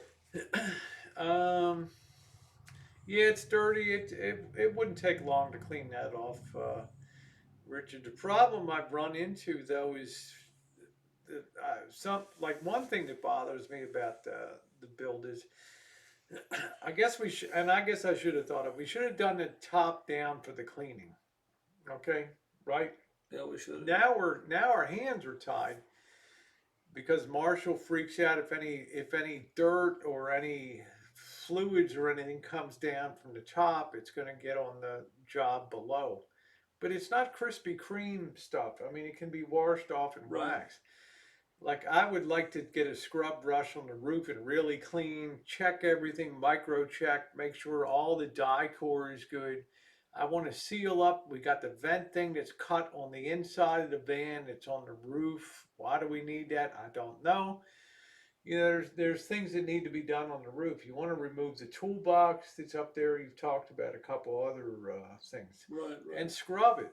But Marshall's fearful that, and I'm thinking, why do we have to be limited because a little bit of dirt comes? Just spray it, and you've got so many Just coats spray of it. wax and stuff. It should come good, Exactly. I mean, how do you So- answer that? so, Rosie- How do you answer that, Marshall? About Yeah. about that. That why our hands are tied? Why your hands tied? Yeah. Because last time I spent over Yeah, that a was month- last time, but Yeah. now Right. you've backed us into a corner. Right. So what you basically say is, I don't really care about the roof or what happens up there. Well, no, I care about cleaning the roof, but then you just have to. If it gets on the body, it gets on the body. I'll just have to redo the body, spend another month to redo the body again. Well, why would it take a month? Like a regular person with a buffer and a waxing thing could wax the whole van and then just take a buffer and just Well, bring I'm the doing it wax by- I'm right doing it up by in one hand. day. I'm You don't doing have it to by do hand. it. What's the No. point? There's no glory in doing it by hand. It's just like Right. you could do waxing in a day on the van. In a day? Yeah. Okay. Hire a Mexican guy to come in and do it for $100. He'll do the whole thing in a day.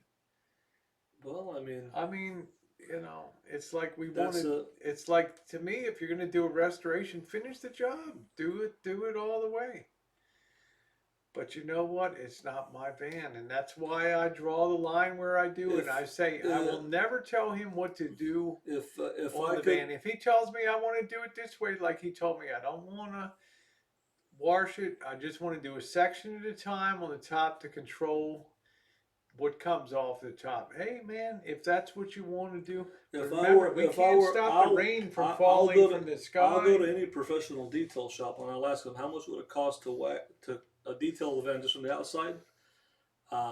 Coast 9500. Now Pay wait a minute, $300 or Coach, $400. your It van's costs- coming in first class shape now, okay? How Yeah. much time? They're gonna just wax it, that's it. wax Detail it. You know, you got to clean around the lights, the windows where you had a lot of Right. compound. You're gonna have to take the time to detail that. I think with a van my size, it would probably cost $500 to $700, if not even more, if you took it to a professional shop to get a detail. We're talking Not about detailed, Marshall, just waxed. all wax. You know, you're so worried about some liquid coming down on the wax. It's like, you know, the roof is very important, Madowix. I agree, and it hasn't had any attention in a long time. But then again, I've determined when this build was done that I will never, ever press for anything to do that he doesn't want to do on the van, because I don't have to worry about response. In other words, if the roof leaks or something, it's not my problem. Or if everything else looks great, but the fiberglass looks lousy on top, but it could have been cleaned with the goo off, then it's not my concern. I don't care. I don't have any problem with what he's done around here. I did it when we talked about, you talk about cleaning the roof. If you put, I'm not talking about, there's a lot of leaves up there, it's dirty. Yeah, if you spray the spray bleach on there, it'll get Not it bright bleach, white. I don't want bleach. I don't want bleach. Yeah. I think you just take a bristle brush with just grease off, and you just work around and clean it and spray it. I'd like to do that. I'll got put, nothing to do with. I would never pour bleach on a motor If you coach. pour, I went to Protect All, which is a company that sells products for RVs, and I sprayed degreaser on there, and the whole vinyl straps are bleeding down into the body. I wouldn't want to do that on it. Yeah. You're using too powerful thing when all Right. it takes is elbow grease. You're always looking for chemicals Right. to take the place of what is just dirt up there, okay? Well, And elbow grease should get that crap off with no problem at all. Now, you can't get up on the roof, you know? yeah, I mean, I'm almost 300 pounds. If I were to get up on the fiberglass roof, there's a chance that I'm going to crack the fiberglass, and I'm going to be in big trouble and stuff. So, It costs thousands of dollars to fix that. of course, it's You have to work disheartening from a for ladder. me. It's disheartening for me when I get on a ladder. Right. And I do see the accumulated leaves and muck up there. And I don't see the concern on Marshall's part about it. It's like, you know, it doesn't show, so it doesn't matter. That doesn't make me happy. But at the end of the day, it's not my van. Well, I wanted to finish working the body. I'm almost done. I've only got the back doors left. I wanted to make the body look nice, but fiberglass See, is ask Marshall how the original owner said Lisa Marie kept it in such good shape for a decade, and then he gets a hold of it. And he lived in it full yeah, time. fiberglass. You'll never get the shine that paint does. If you clean it with water and soap, it'll come off, but the grime will come back on it because there's no. It's like it sticks. It's fiberglass. It's like a boat. I don't know what you use to bring it back to shine. Hello, Ghost And Politics. Grime builds up on there, so that's a whole different thing, you know. All I can do is just scrub it, elbow grease, and whatever falls on a body falls on a body. I'll have to spend another 2 months to do it. It takes Why me would 2 it months be to 2 do months when you can just take a hose and just spray it it. off? Just spray it off. Why Well, would it take 2 months? Your I'm- wax should be impervious to anything that comes off. If you waxed Right. it the right way, I you did, should yeah. just be able to spray it with water. It beads up, and there it is. You should take a chamois and wipe it off, and it should look like you just waxed it. Yeah, probably. Now, where's my error in thinking on that? Why did you drop down to 2 months to make it right again? I'll tell you because that's my experience. I don't care about you. Krispy Kreme the top of that. You made it into a fucking donut.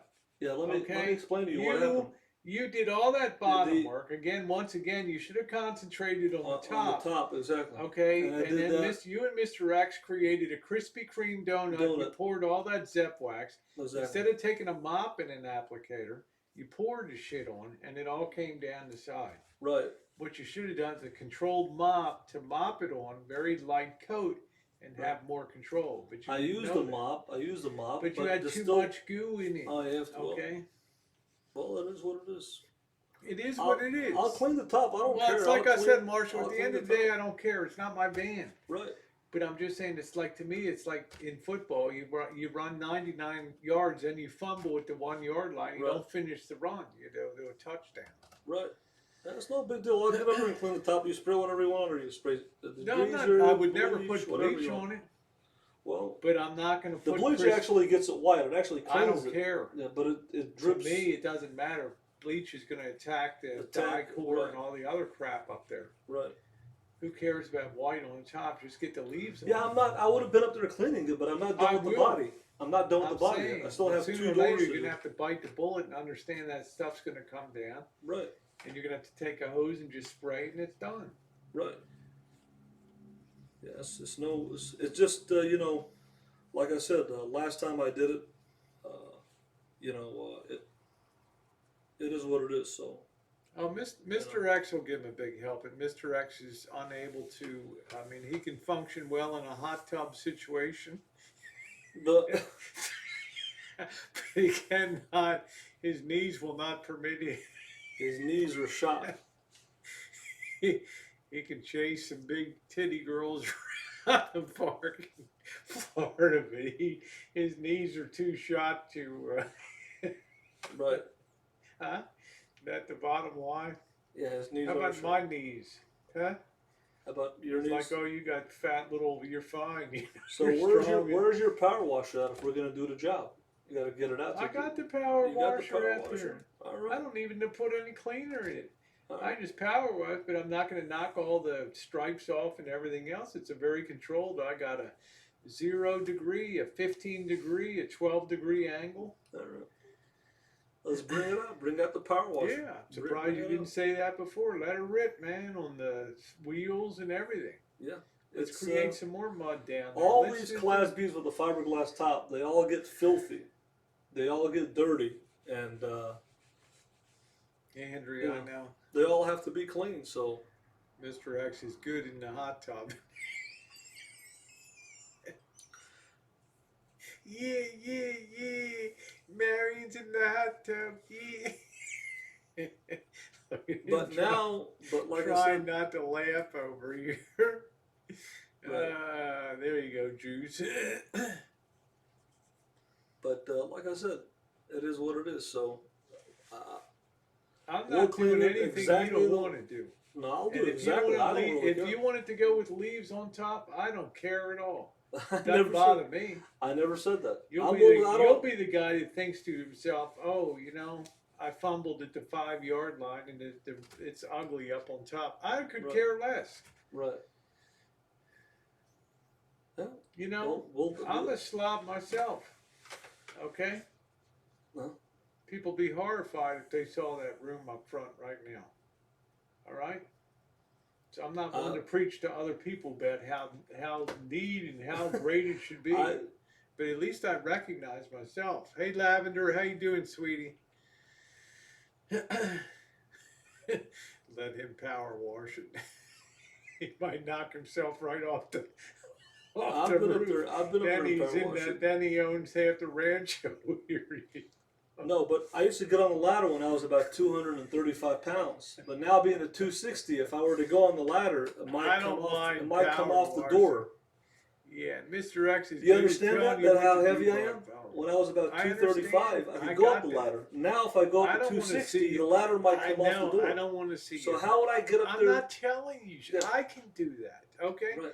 Don't you think I want to check some of the seals up there to make sure it's good? Right. That's How why. about that goofy pipe we have, this cut the vent pipe? Now, why didn't anybody think we should probably remove the whole pipe? Put Well, the cap. we might thought we put the wiring in there, but the reason the top is dirty is because I'm Okay, 260 you put pounds. wiring If I in go there. on the Why ladder, do we it's need gonna a rip off. jagged thing that's 2 feet down with an angle cut? Yeah, it doesn't look good. We just got, That's the question. Either I get up and clean the top with the ladder at a Oh, car here we wash, go. or the here we ladder go. will lip off. I'm 260 I pounds, know. probably even more. It's So what are you it's going to do? Rip It's the a ladder huge off? liability for him to get up. If on I it. get a telescoping ladder, if I have one of those telescoping ladders, It's not. if I buy one of those, they're about 250 No, it's bucks. I could get up there to any car wash and clean the top. But there's two choices. Either you have a dirty top or a 260, almost 275 pounds when I was. I get on the ladder on the back, and the ladder will come off of the door. So There we go. I didn't want to take that He'll chance. fall. He'll be injured. He'll Right. call the insurance company, Safeco. I'll be sued. He'll be collecting for years. Loss of This is 10 and a half loss feet of up there. People have to compatibility, understand. inability, loss of It's- sexual function. It's 10 and a half feet up on the roof. The only way to clean it, you have to have a ladder and get up with a brush and scrub it. Loss of companionship. Right. You know? That's the lawyer. that's why. He'd have the jury in tears tell him how So, bad it was, how bad it is. yeah, I'll probably sue Rosie's home insurance policy here and get a $500,000. Go to the chiropractor for a week, For life. and Rosie be bitching about it, and, you know. But that's the answer. Why isn't the top Hey, clean? Los Algodones, I was Dennis. 275, 280 pounds. How is a monster of a man like me going to get back on that ladder, go to the car wash, and clean it when I'm so heavy I could feel the ladder will rip off of the bolts that are in the door? The ladder's not made for a man my size. Now, if I was your size, 180 How about pounds. that goof at 100? I'm 170. How about that Whatever. goof in Canada that wanted to get up on the? Like, man, I need Yeah, to check. I told the border patrol of Canada, the customs, he's like, this guy was like 6'3", Nice to probably see you go 280, 290 pounds, and he's like, I want to get up there and see what's on the storage on the roof. There was another little guy there, like a little 150 pounder. I said, look, I said, you can get up there, I'll give you the keys, but if you go up there, you're going to rip the ladder's going to come off the top and the door. You can't get up there. I wish I had a video camera when So- the guy goes up to the roof. Comes right up. To Now, if I had a steel rack up there with a welded steel ladder, I could go up there at 275 pounds. It wouldn't rip out. But that's an aluminum ladder. It's an aluminum Ghost ladder. politics. He has lost some weight since he's been. There's no fast food here. There's no. He doesn't go out and eat it. He Yeah. tells you he's been a prisoner for 3 months. There's an aluminum ladder on the door, and it's not made for. It's made for somebody tops Rosie's weight, Yeah. not even a little bit. You can't go up there; it'll rip off. That's So- funny. Yeah, and in the future, I'm gonna probably get a welded ladder. Look From at these two blimps. Alan Gold, who in the hell are you calling a blimp, you mofo? Juice, time out that fruitcake. You know, I saw a guy in Arizona. He had a G20 van, and he had a welded rack with a combined ladder on the side, and it was all piece Well, we welded see and that. bolted. I know we Yeah, see those that things- on yeah. on some of the big time diesel conversions. Conversions, exactly. Now that's something like that. I know. Yeah, that's I know. what you need. But to those hold- things are $40,000 to $60,000. Those rigs. That's you right. know? Jeez. When you're a big man, you have to have things to accommodate you.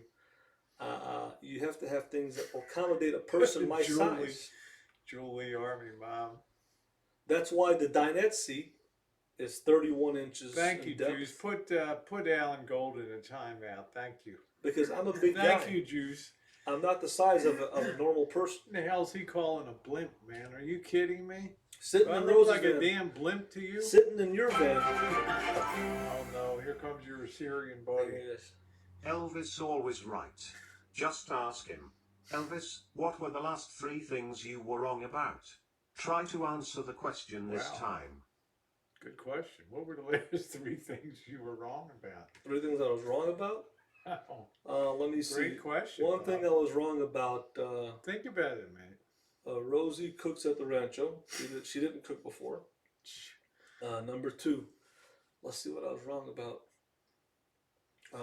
Rosie doesn't put salt on her Oh, food. you She see, puts here salt we on her go. food. It's all about me. Uh, There it is. Number I'm 3. getting another beer. Yeah, let me see. Number 3. Oh, Lord. I don't think Rosie wears Daisy Dukes everywhere. She does wear Daisy Dukes everywhere. Those are 3 things I was wrong about.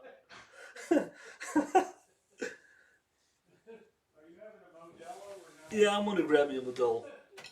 Those are 3 things I'm wrong about. 3 things.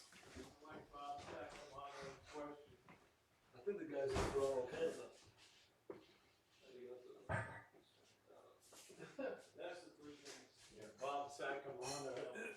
Bob Sacamano, your IQ is too high for this conversation. That's the basic problem. Ah. Oh my Lord. Lord, it's hard to be humble when you're perfect. 20th. 20th?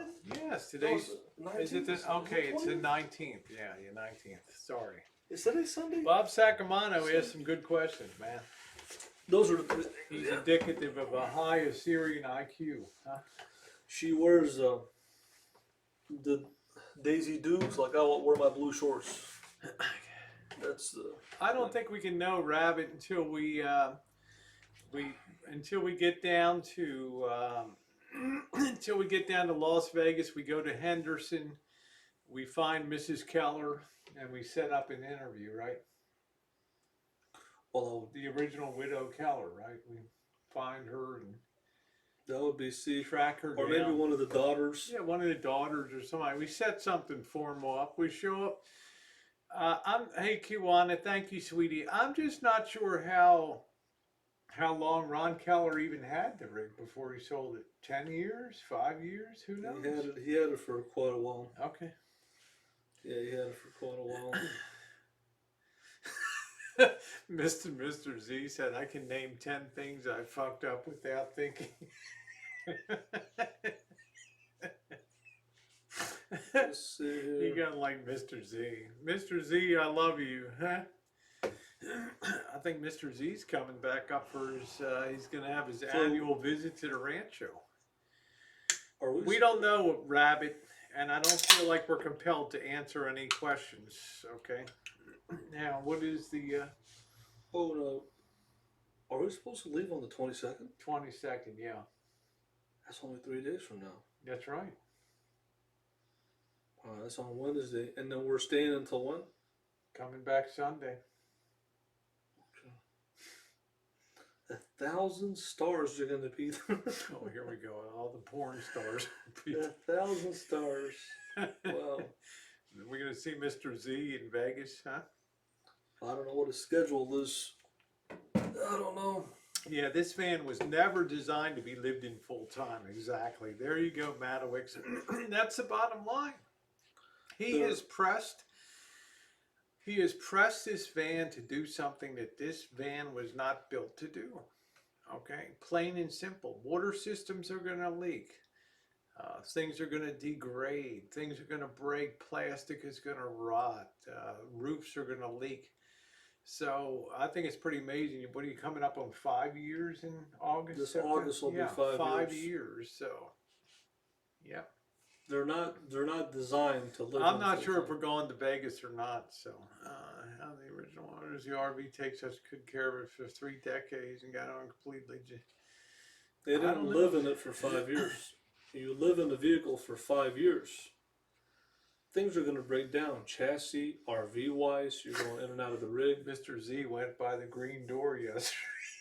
Oh, did he? The question is, are you going to go buy it with us, Mr. Z? That's the question. I don't know. Are you man enough, brothers, to tell Mrs. Z I'm taking a man's night out? He's committed. He's a married man. I know he is. Mr. Z is a married man. Mr. Z's an alpha male. Well, he's a gentleman.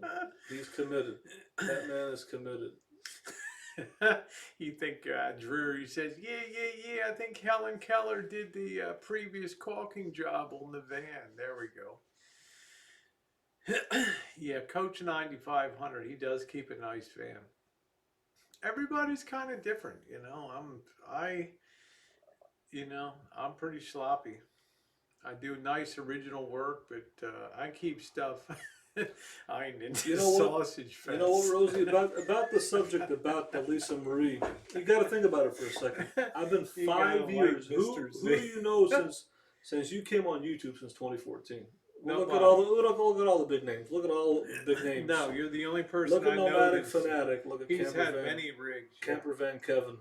Look at Just Incredible. Look at Happily Houseless. Look at Line Screw. Look at all the big names in the RV community that are head to head with me. And who's kept their rigs until now? Can you name anybody? They've all changed their rigs. No, they've all changed. The Lisa Marie's still on the road, man. 5 years of doing this life. 5 years, 5 summers, 5 winters right now. Going on 5 years. People can say whatever they want. Yeah, I'll give you credit. I'm not But negative. this I is a never 30-year-old van that's still on the road No, we didn't eat all that coleslaw. that I'm living in. People can say Elvis Travels is a survivor and Lisa Marie is a survivor. That's the bottom line. There's no other way. You can look at all the big names. You can look at Amanda May. Thousands of dollars are raised for her. Nothing happened. She's gone. Look at all the names in the RV community. How their rigs changed over the time, or they sold it, or got rid of it, or got something else. I'm a survivor, and Lisa Marie is a survivor, and it's by the will and grace of God. Line Screw's been in the same rig for a lot of years. He has not been on the road. I've 5 years. Think I've about been snowbirding. Think about the way he analyzed it for us. He's like, man, I can fly cheaper than I can drive. Why don't I need to take my RV? And I thought, yeah, that's right, man. You don't need to take your RV. Now he doesn't live in it. I've been on the road for 5 years. I understand. I've been a snowbird for 5 years right now. I don't know what Line Screw does. Line Screw's in one position. He's retired. Yeah, I have been a snowbird for 5 years. I've been on the road for 5 years. The rig, you can name all the big names in the RV community that are head to head with Elvis Travels. All of them change their rigs. That's why I'm a survivor. The Lisa Marie is a survivor. And there's no other rig that's more talked about. I think he'll probably be in Chicago by April. Than the Lisa Marie. So you know what? I'm proud because it shows it shows how well the Econoline was made, how reliable it is. You'll be in Chicago for months. Been over mountains. Here we go. Here's your Syrian brother. Elvis, are you done blowing snot rockets and spitting on the floor of your Lisa Marie now? And don't deny it. We've seen you do it live on YouTube. So, what it is... He won't answer that. The bottom line is that... I guess you have to pay him, Bob. If all the money that you, for example... Bob, you can charge it back too. All the money that was raised for Amanda May. Watch what got my idea to start making money on YouTube. All the money that was raised for her. And she had a Class A and a Class B. She had 2 motorhomes, man. Look at Coast 9500. He's on a second van right now. Well, he had that bad accident. He had the bad accident. So, yeah. Not only have I been lucky, I believe I've been lucky with Lisa Marie. I believe I've been blessed by God. And as many people out there that wish me bad or wish my van bad, it's only by the will and grace of God that I'm even still here on YouTube and that the Lisa Marie is still on the road. It's really by the will and grace of God. I've been through hell and back, but I've made it. I've survived. I've lost everything in my life. I lost my dad. I lost my uncle. I lost my dad's property. I lost my dad's home. But all I had was this rig here. Man, that was a sad day leaving. Yeah. Man, that was a terrible day. Exactly. Terrible day. I never when felt so bad for. Oh my God! I almost had tears in my eyes the day he took off and said, "You know what? I don't have a home anymore." Right. Now he has multiple. He's got. But you know, hey, he's like, I've got my Western. Well, I'm just a guest here. In Assyrian, I'm just a guest here. Those legs in the air. I'm a guest here. But you know something? Sorry. I'm a guest here. He was telling Narcy, man, I got a nice place for winter. I got no worries at all. If I ever came back to the rancho, I wouldn't stay in the Shine Shack at all. I'd stay in the Lisa Marie. Yeah, you live better in the Lisa Marie now than you would in the Shine Shack. Yeah. Yeah, I would go to the gym for showers. I wouldn't want to be. I'd be in my own thing, and not have to. That would be fine. You'd know, always be welcome. You know, but the bottom line is, people can say whatever they want. Elvis Travels is a survivor, and Lisa Marie is a survivor. I've been on YouTube since 2014. I'm not new at this game. I'm not new at this game, and you know, it is what it is. I think Narcy said it the right way. Things happen at the right place at the right time. Synchronicity. Everything lined up. You know what I'm saying? For this all to happen. So we're almost done.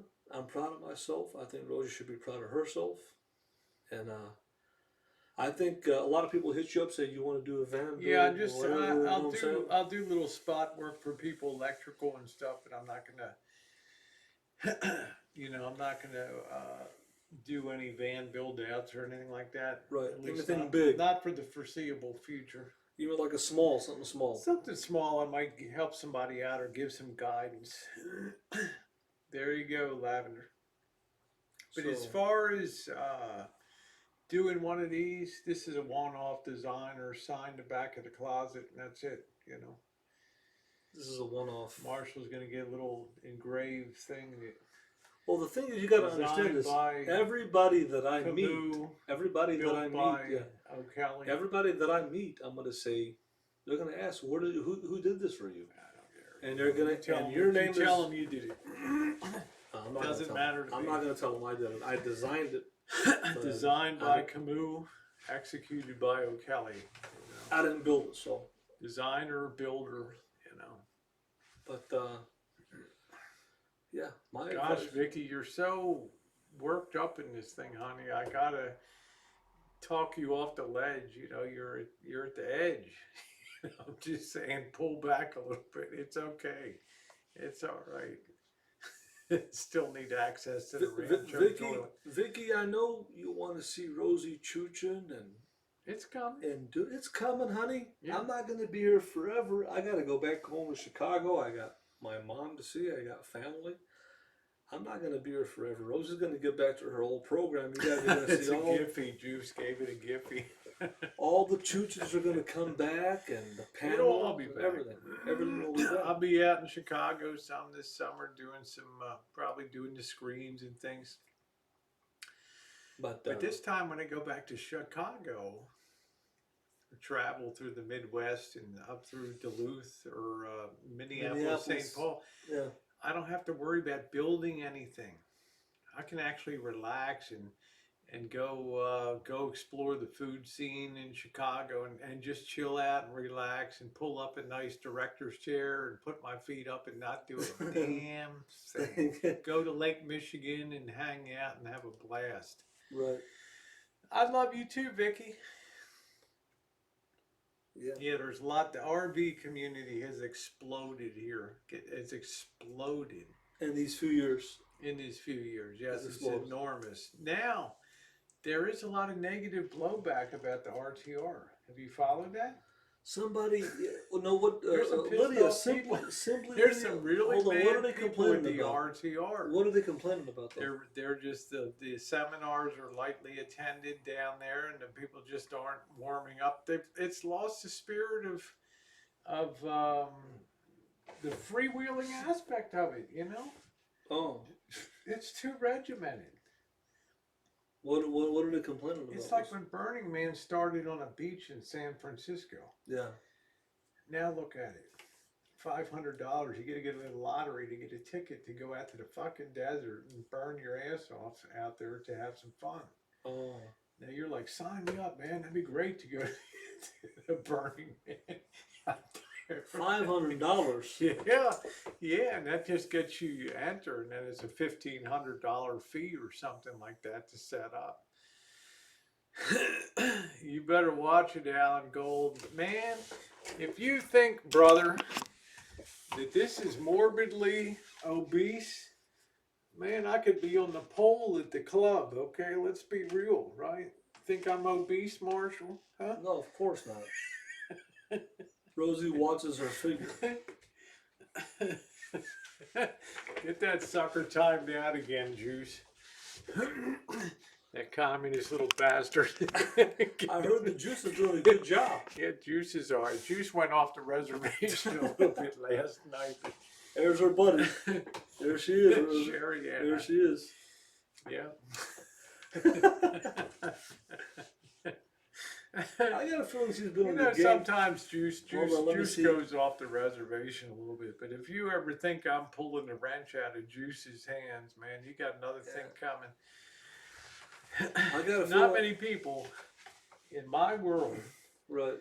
as many years as I've been on YouTube, from day freaking one, this is like the last guy standing that has Okay. always Had your back. had my He goes all back. the way back. all the way back. Yeah. So, you know, sometimes the juice will be off the reservation one night or whatever. Okay, people understand that. But I'm telling you what, He's had people your like back. you back, people like that, you better hold them near and dear It's hard in to your find them, life. Exactly. You know. Yeah, that guy goes all the way back. I mean, this guy's loyalty is deep. Yep. Yep. You remember? Good night, Brooke. You remember his name was Chevelle? I do. Chevy 66 Chevy. I do. I remember all that. Yeah. Yeah. I remember all that. No problem, Rabbit. We're doing okay. Good night, Brooke. Hey, the Juice. I think Julie's funny as hell too. Julie Army Mom. She makes the chat funny. But the Juice goes all Now, the way at the end back. of the day, though, you know what? If you were to really ask, oh yeah, that's cool, Pete. You know, if you were to ask, Julie cares about you, Marshall. She does. She cares about your future. She cares about your. Yeah, Juice is loyal 100%. She cares about you. So Juice is a ride or die, right? They call him ride or die. He's right? ride or die. That's right, man. He's been through the mill. I like it. I like the way him and Tribe have gone at it for years. Oh, really? The other night, Juice is like Chatty Cathy. Why are they going at it? What's the war? Why are they ticked off at each other? I thought they're buddies. They've been pissed at each other for years, man. You know when I was really a bad dude in 2014, this Juice would go into people's chat and he would get massacred by the trolls. I know. Taking my back. And then boom, one day he just Turned on you. That was it, man. That was it. That was funny. But he used to be my biggest defender back in 2014. Now, as far as comedy, Lavender Flower is the top of the line, man. She should be a comedian. I respect Juice for watching. He's watched me since 2014, since the very beginning. That guy's been there. That guy knows my whole life for 6 years, man. I respect somebody watching me that long. I'm not sure what you're talking about, Sherry Ann. And people talk about me all the time, honey. I could care less. You got people with severe mental issues. One person down in Florida's a nut job. Sought Marshall out for a year, bothered him in Facebook, pestered up to meet him. Turned out to be a walking insane asylum, okay? I could care less about it, okay? Yeah, it's all in fun, Lavender, I know. How long do you think this Sherry Ann has been watching? I'm not sure. She's very loyal, though. Yeah. Very loyal. Is that really Andrea? Is that really Andrea from Michigan? Yeah, that's Andrea. Oh, yeah. she changed her channel name. Okay. Yeah. Yeah, that's cool. Yeah. Yeah, man. Can you believe somebody like Juice been watching this? Let's see. Sandy says I still own a '69 Chevelle SS. That's what Juice. That's what Juice had. '69 Chevelle. Yeah. One thing Rosie was saying about, like you doing stuff, if you wanted to do your own mechanical work on your vehicle, I believe you would do it, but you don't want to, you'd rather just, instead of jacking it up and doing all that, you'd rather just take it into somebody, right? Well, that's what you're saying. Yeah, I mean, if I wanted to, I could pull a hood off, put an A-frame over there, unbolt from the bell housing, remove everything, and pull an engine, no problem at all. Put it into a shop, remove the heads, plane the heads, reseat the lap the valves, put news, check all springs, everything. Right. Get a micrometer out, check the crankshaft, check the piston seals, and do everything. Ask me if I want to do that. At my age. Is that? At my age, I want to be like Mr. X and sit in the seat at the Wing Bull Mafia Chicago headquarters and just listen to the train go by and have a good time. Go to Marie's, have a pizza. Drive around Chicago. Go down and get a pork chop on a Bun, is that? Just enjoy life, yeah. I don't want to build shit. Maybe screens and stuff. That's cool. Man, my but buddy- as far as anything else, no My way, buddy in man. Chicago 401k Ray I was want to saying, go to he's like, Pulaski Street. Yeah, he's Use like, why this doesn't Planet Fitness. Get cleaned up. he do was my asking me? laundry. He's like, why doesn't Rosie run an RV dealership behind her house? I said, she's retired, man. Man, She's I'm done. Why doesn't he do it? He's retired too. Right?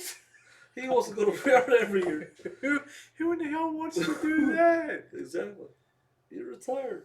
You gotta enjoy life. Oh, Sherry, I always remember this. When you hear people talking about me and Marshall, they talk about us. We don't talk about them. Okay? We create content. They follow content. Okay? Right. Which do people follow? The people that create content, okay? I'm not going to waste my time arguing trying to make people like you. Right. Accept the fact that there's people that are going to dislike you and move on and have fun. Don't let it slow you down, okay? Just accept that. Be respectful and just move on. Let people have their opinions. I'm not going to waste my my remaining years, which may not be many, to sit here and fret about what somebody said. I could care less. They're too boring in their own lives to create anything original. They got to talk about other people, okay? That's It the just main doesn't thing. If you got matter, your own man. If you're content, doing your own content, you don't have to talk about other people. Exactly. Some of these people have sent me tons of pictures of what these people look like in real life, blimps and other things, but I'm not going to share it on YouTube because I'm a respectful person, okay?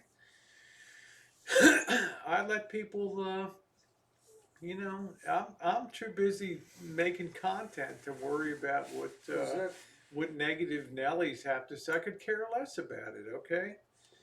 They don't add anything to YouTube. They're just hangers on it. They're just the barnacles that ride along on the ship of YouTube, okay?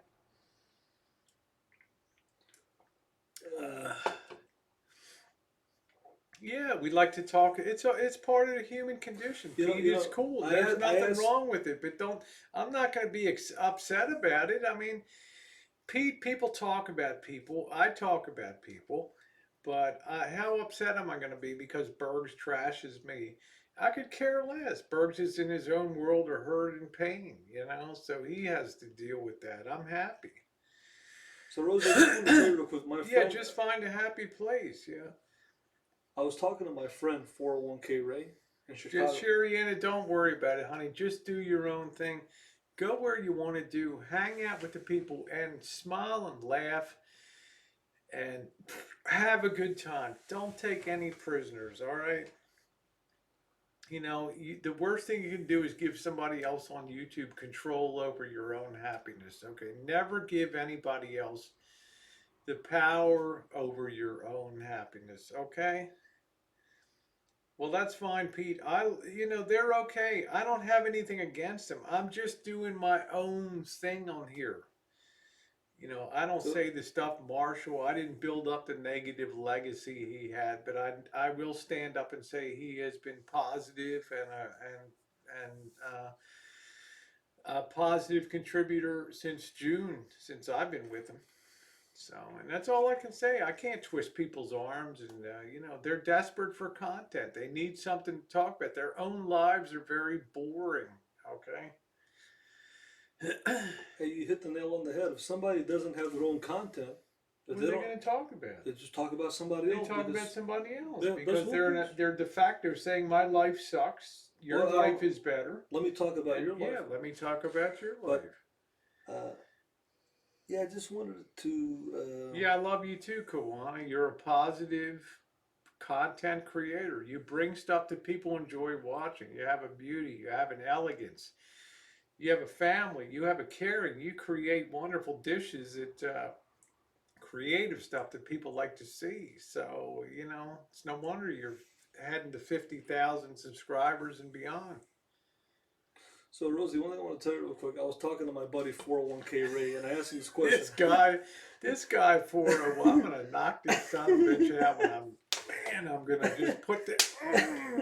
But the other day, hit that. his washer. He watched a video of you taking your whole washer apart, and his washer went out in his home. Something with a switch or something. You have to pay somebody $200 for a 15-minute job. Wow. I just bypass the switch and plug it in and runs, you know. So I asked him a question. I said, "Look, you know Rosie's a handy person." He says, "Man, I saw her take the whole washer apart, man." Right. I'm like, what if Rosie was running again? Yeah. and I'm like, what if Rosie was your friend and your washer broke down and you knew she could fix it? Would you ask her to fix it? And he said he wouldn't ask you to fix it. I said, why? He said, well, if she was my friend, I would feel like I'm putting her on the spot. And I wouldn't want her to feel like I'm putting her on the spot. And he's like, I wouldn't ask her. You know, my father put a club basement in a shitty house, and he asked his friend who was an electrician to come over. He bought him some beer. The guy wired hot in the electrical, bought beer in one hand and wiring and fucking with the circuit box hot, still live with the others. So if master electrician, the guy had a blast there. So if Ray was your friend, he's a friend. You wouldn't feel like you wouldn't feel like you know this guy. You've known him for years. Hey Bob, would you come over and I'm bringing my club basement online. Can you do the hookup at the circuit breaker box? Right. Now my father, who could fix anything, wouldn't ask. He would. That's one thing he wouldn't do it himself. But I would do it myself. The breaker box. I did the whole all these places. But I'm just saying, for example, he asked his friend. His friend was happy to come over. His friend said, just make sure you have a 6-pack of beer. And the guy's standing there wiring hot on the circuit breaker. He didn't give a shit about anything, you know. Right. Yeah, I know that, Julie, Army Mom. I know you've got a lot of compassion, Julie. Listen to this big dick. He's been so desperate all day with putting his little jabs in, and nobody's taking his bait. Now he's stepping up his game. You two are delusional. You believe your own lie. What lies, man? You know, I have to laugh. Had many slices of pizza doing exactly that. I mean, the desperation level gets so high that these dopes will pick up all these names and come in because they don't have the courage to come in under the name that we all know. So they hide. So how can I take it seriously? This guy was watching me for over an hour. I've already explained him everything. Now he's in here. What's the point that this guy's trying to make? Paragraph after paragraph. What is your point, man? You're typing. Man, this guy typed so much, I could have wrote a book, right? As much as this guy typed, right? Did you see how much this guy's typing? Paragraph after paragraph. Oh no, I'm too lazy to type all that, all this stuff. Look at how fast Sherry-Ann is typing. I'll be on the road definitely by Valentine's Day. I want 3 weeks on the road to Southern California, back to the Rancho, gone again for a month. And then back to the Rancho for Missy Jones Infusion, and then on the road for spring, summer, everywhere. Hey, I gotta say, Sherry-Ann can type a lot, right? She can type a lot. Yeah. Yeah, she can type a lot. Yeah. I'm just saying, come in and have fun. Very few people get blocked or timed out here. You know, I can take a punch. I take plenty of punches. It doesn't bother me. You can't expect to come on YouTube and have everybody like you. They don't like the way you run your chat. They don't like it. It's not about you. It's the people that you're around, you know. Yeah, I'm wearing black socks. Yeah. Some people tell you, I don't want to be, I'm not going to be around when XYZ is on your chat. Then they come around when XYZ is on the chat. You know, they say one thing and they do another. They throw themselves back into the breach again. So what can you do in that kind of situation, you know? Just be happy, be respectful of other people, that's all. See, this rabbit abstract guy, this guy. You're obsessed with No, this. no. This guy. This person came out of the blue 2 days ago. Okay. I had a conversation with this guy. For about an hour on my channel. I know, Missy. I know that. See, now- Missy's straight up honest. She says, "I just don't like your friend." I deal with that, Missy. That makes sense. You know. You know when I give you points for just speaking your mind. There's Los Algodones Dental. The Los Algodones Dental must be spring coming soon. Missy, you don't have to like me. You have the right to like anybody or not like anybody. But you know what? Hey, you know my friend Ray? This is a true thing. You know he's got a friend. I don't think so, JJ. I don't think Marshall ever thinks long term. I think he thinks about YouTube as his long-term retirement saving program. Rosie, I got my friend Ray, right? I'm so sick of 401k, Ray. But sorry, Ray. I know you're watching. Well, listen. Let me ask you this. Ray. I would have fixed your I would have fixed your washing machine. For example, a person like Missy. A lot of this has happened. It's normal. If she's friends with you, but she doesn't like Elvis Travels, and if she ever wanted to meet you in person, she wouldn't want to meet me. That's fine. I don't have to. Yeah. I don't have to push myself. You're lucky Missy's in a good mood because the Chiefs won today, man. They're going to the Super Bowl. I thought they were going to lose. No, they won, man. They They're beat going the 49ers? to the Super. No. They beat the Titans today to go to the Super Bowl. Oh, the Titans. Yeah. So yeah, imagine if Missy was in a bad mood, man. She's in a good mood tonight. For the first time in 50 years, the Kansas City Chiefs are going to a Super Bowl. The Super Bowl. Okay, congratulations. So what I'm saying to Missy is, you would never have to meet me. I would never have to meet you. You don't have to watch my channel. I don't have to watch you. There's no hard feelings. Now, I can't say that I don't like you because I don't even know you. I just see a name on the screen and a name. I can't judge you because I don't know you. Now, like I don't like you. You can say that you don't like somebody on YouTube. Thank you, Sherry. I just don't engage other people that are negative, Sherry Anna, because I keep one thought in my mind. They talk about me. I don't talk about them. Okay, that's life.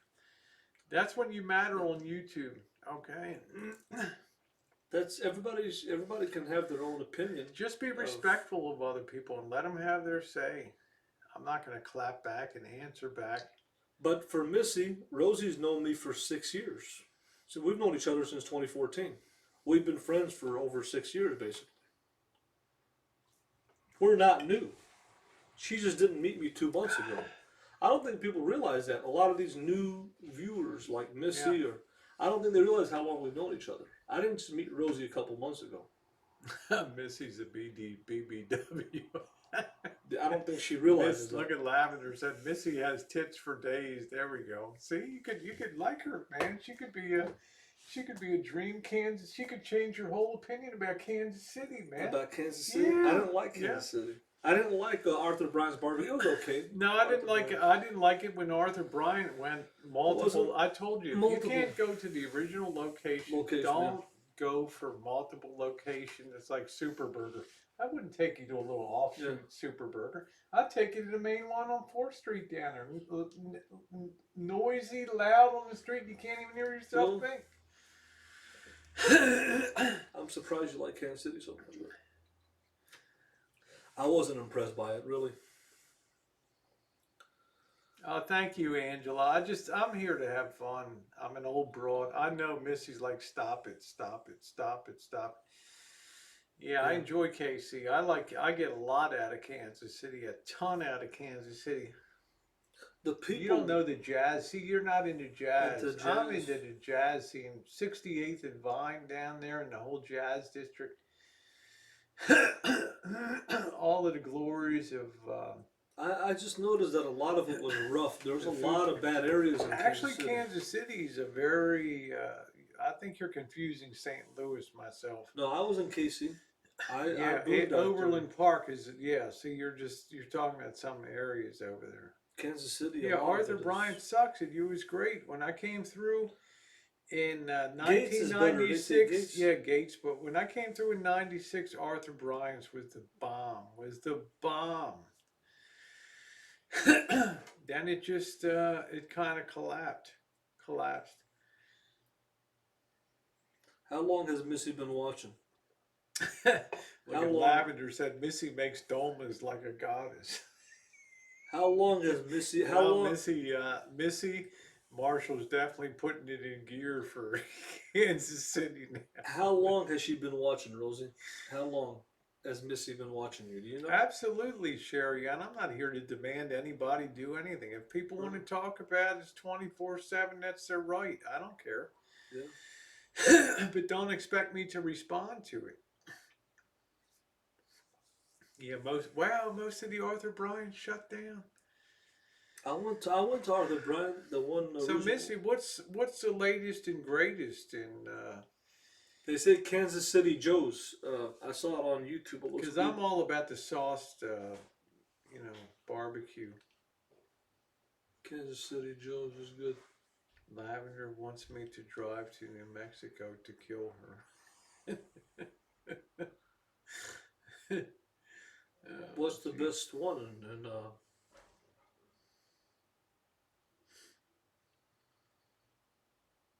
I haven't seen Ginger No Soul here in a long time, Chimp. Yeah, Lavender wants her 60 minutes in the Lisa Marie. There you go.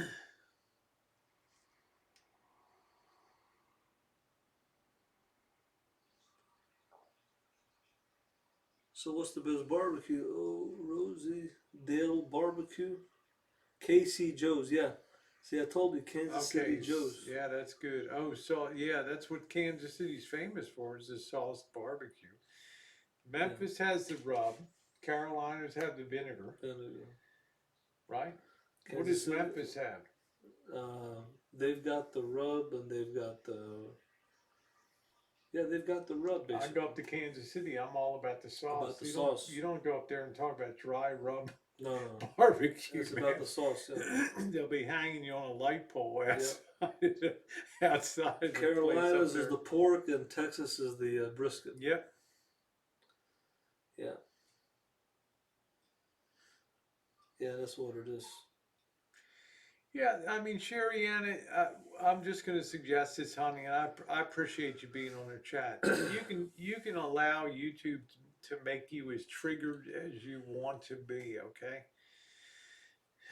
My solution is no matter how bad people kick or just dish you, just keep your head high, be respectful, roll over it, and as my friend Bobby said, always take the high road. It always pays off in the end, in the long run, and he was 110% correct, okay? Yeah, burnt ends, yeah. Oh yeah, burnt ends are excellent. Missy's famous for pulling your pork. You know, Sounds hey, like Missy could be like right up your. You guys No. could hit it off, in KC. hey, you know, one time, Missy, we're gonna put it in gear for Kansas City. hey, you know, the Juice one time you made a video for Vegas Vixen. You know what No, it was I about? didn't know that. No, it was about bacon. I Because know Rory likes bacon, and he made a video one time frying bacon for her. Oh, that's cool. Yeah. Okay. For her a long time ago, yeah. Yep. That's pretty cool. So, yeah, it's got to be cold in Oklahoma now by the Juice. She just gave me the finger. I think she. It's okay, Juice. You can show that. She just gave me the finger there.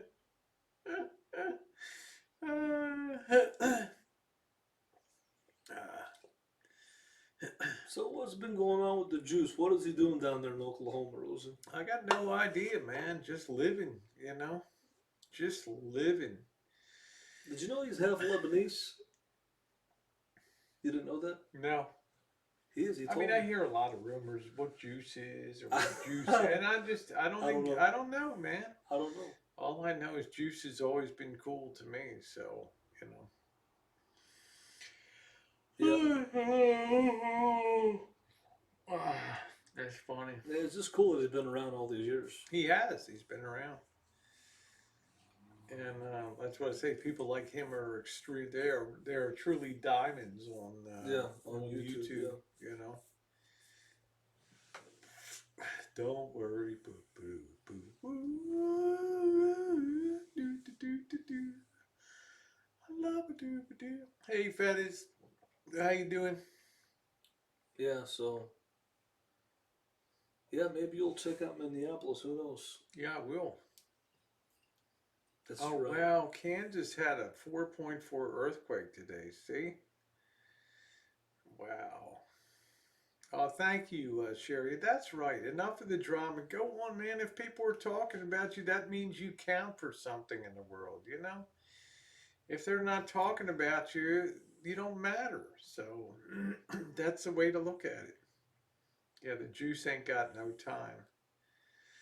Thank you. Thank you, Sherry Anna. Just come here. If you're not having a good time, then you better pack it in, you know? I As gotta long tell as you, you're there's creating, Sherry Ann has been a as long as you're consistent. creating content and people are talking about you, that's the way of the world, man. I gotta tell you, Sherry Ann. Because they're never going to have any traction on YouTube because they're unable to create content that anybody cares about. Okay, but they know by dropping my name or Elvis's name that they'll get views. It's the only way they get views. Right. It's just the way it is. Sherry Ann has been a very consistent watcher for the past. She's very intensely loyal. You Loyal, know? She's yeah. very, what would you say, vociferous in her.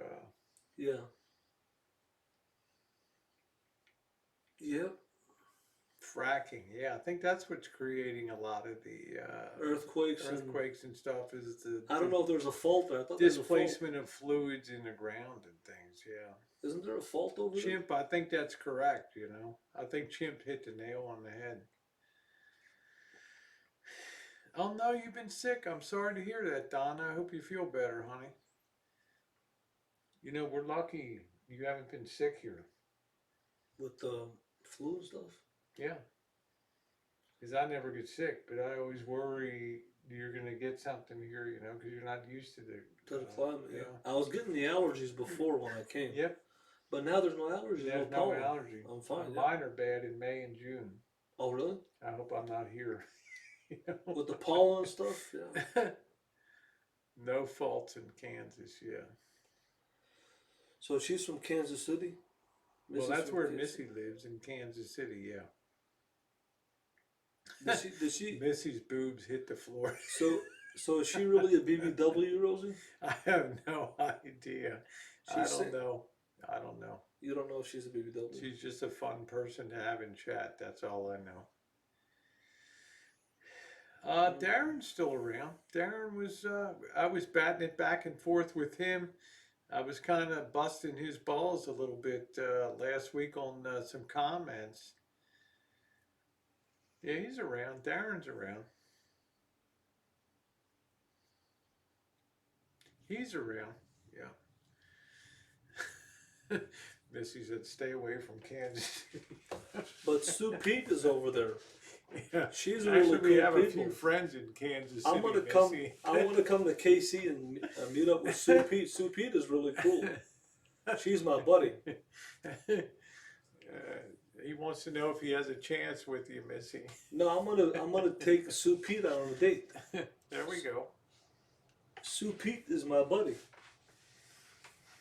There's Bam, just like that, seeing if he's been blocked from the chat or not. There's the test. ... Does she know who Sue Pete is? I don't think she knows who. She doesn't know. There it is. Missy doesn't like to cuddle. It's a perfect match. I don't know. I don't run my chat for Fundy Coast. So if he's here, he's here. If he's not, he's not. He's always welcome here. Well, maybe Fundy is kind of scared of the Juice. Juice is I a don't real know. man. I Juice can't is worry. I can't micromanage every person on the man. chat. Juice is an alpha male. He's like king of all things, right, Juice? You're a real man, right?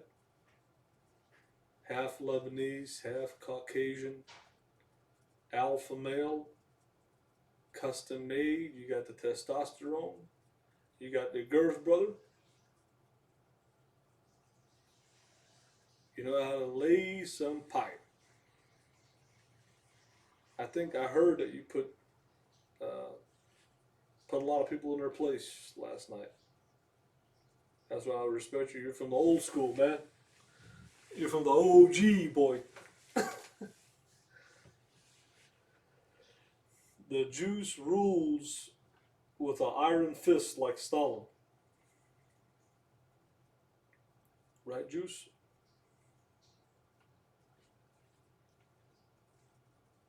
There you go, Juice. Give me those 4 fingers, brother. Woo! Hey, he's from the old school, man. Anybody mess with Juice, believe me, you know, you pull that trigger.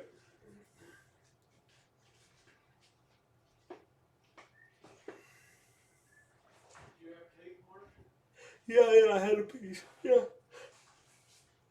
I had a piece. Yeah. Ah.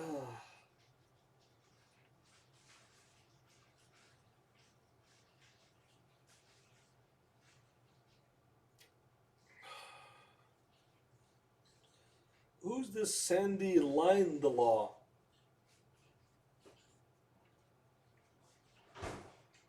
Who's Sandy Lindenthal? I'm a little bit of chicken. Oh, you are? Okay.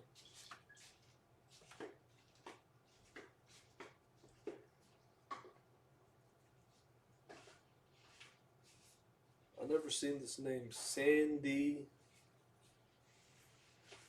Lindenthal. Why does cold chicken? It always tastes better the next day, you know. It does, yeah. Delicious. And it is. It's good. You can chop it up, put it in a salad, make a sandwich. That's good. Yep. Who's Sandy, Rosie? I don't know. She's been on here for a long time. Is that Sue P? No. Who is that P? Sue Pete stopped watching me Why? because I talked about how I ate dog and cat in Asia. And that offended her? Yeah. Really? Yeah, she went crazy. Wow. Yeah, I mean it's a cultural thing, you know. It's When pretty in Rome, cool. do what the Romans do. I mean, when they serve it on the table, you know. What does it taste like? The cake was good. The cake was good. No, the dog and cat. What does it taste like? I don't know. It tasted okay. Wasn't that off-putting? You know, it's not something I sought out to eat, but it was Also, something that was important to be culturally non-offending to where I was at That's the where you time. was, yeah. You know.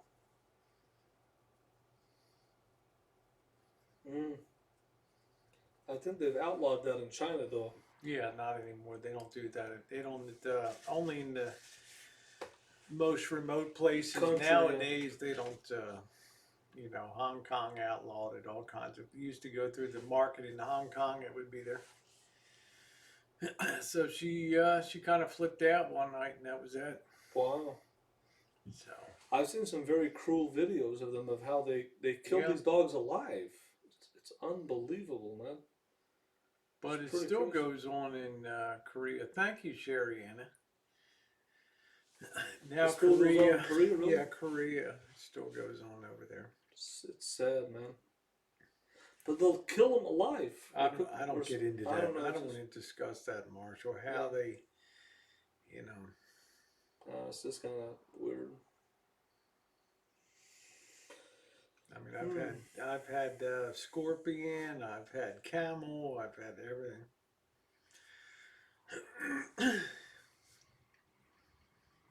So what's the plan for tomorrow? Might have rain.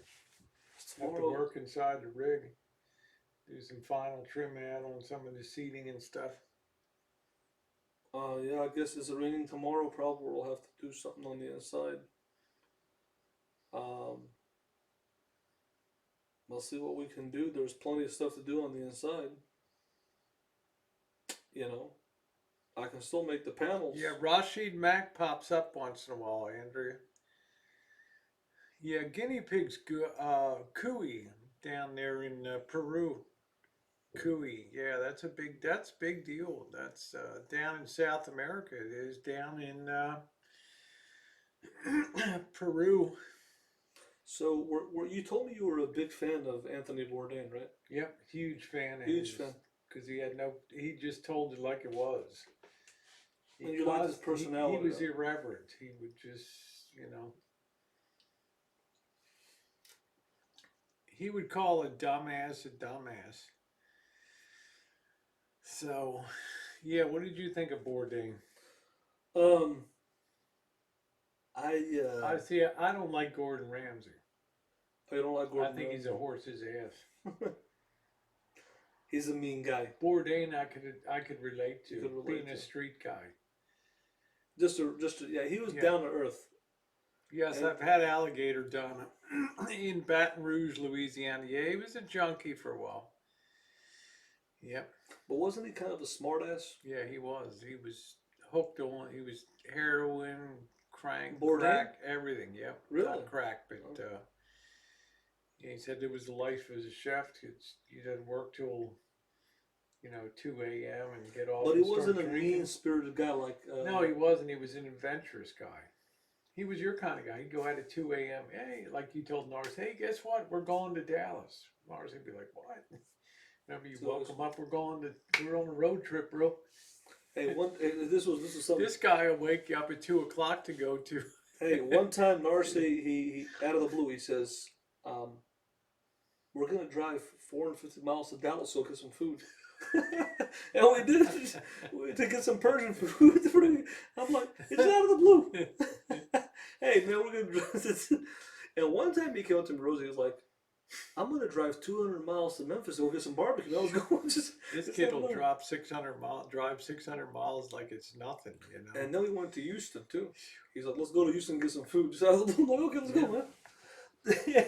That's the way Marshall is. No matter, it'll be 2 a.m. Let's go get a hot dog, or let's go get a pork chop.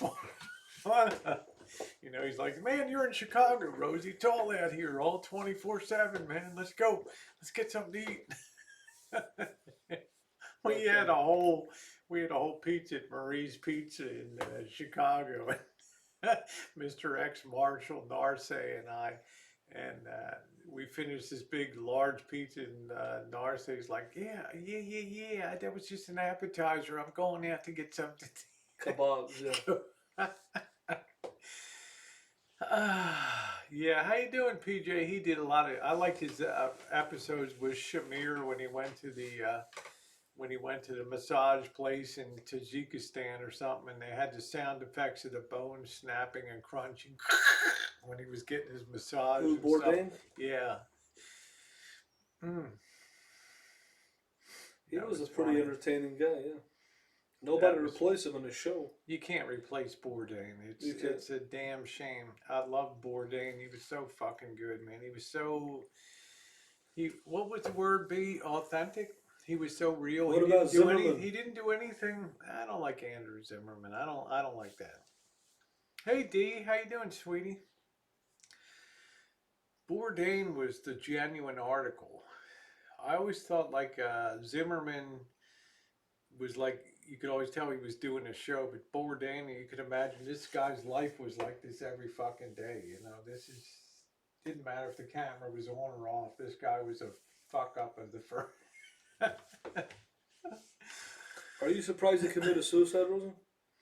Yeah, I was, because of that gal he was dating, Asia or whatever the hell her name was. Why did he commit suicide? What was the? she couldn't return his love, I think. He was just, Man. wow. Someone asked him he would serve Trump. He said he'd poison him. Yeah, he took his life. Who was the gal? Ozzy, somebody fucked his head all up. What do you mean? You mean? Some girl he was in love with. Oh. I had a good day, D. Yeah, it was a wonderful. Yeah, D. It was a wonderful day. How about you, sweetie? There's my beach babe, D.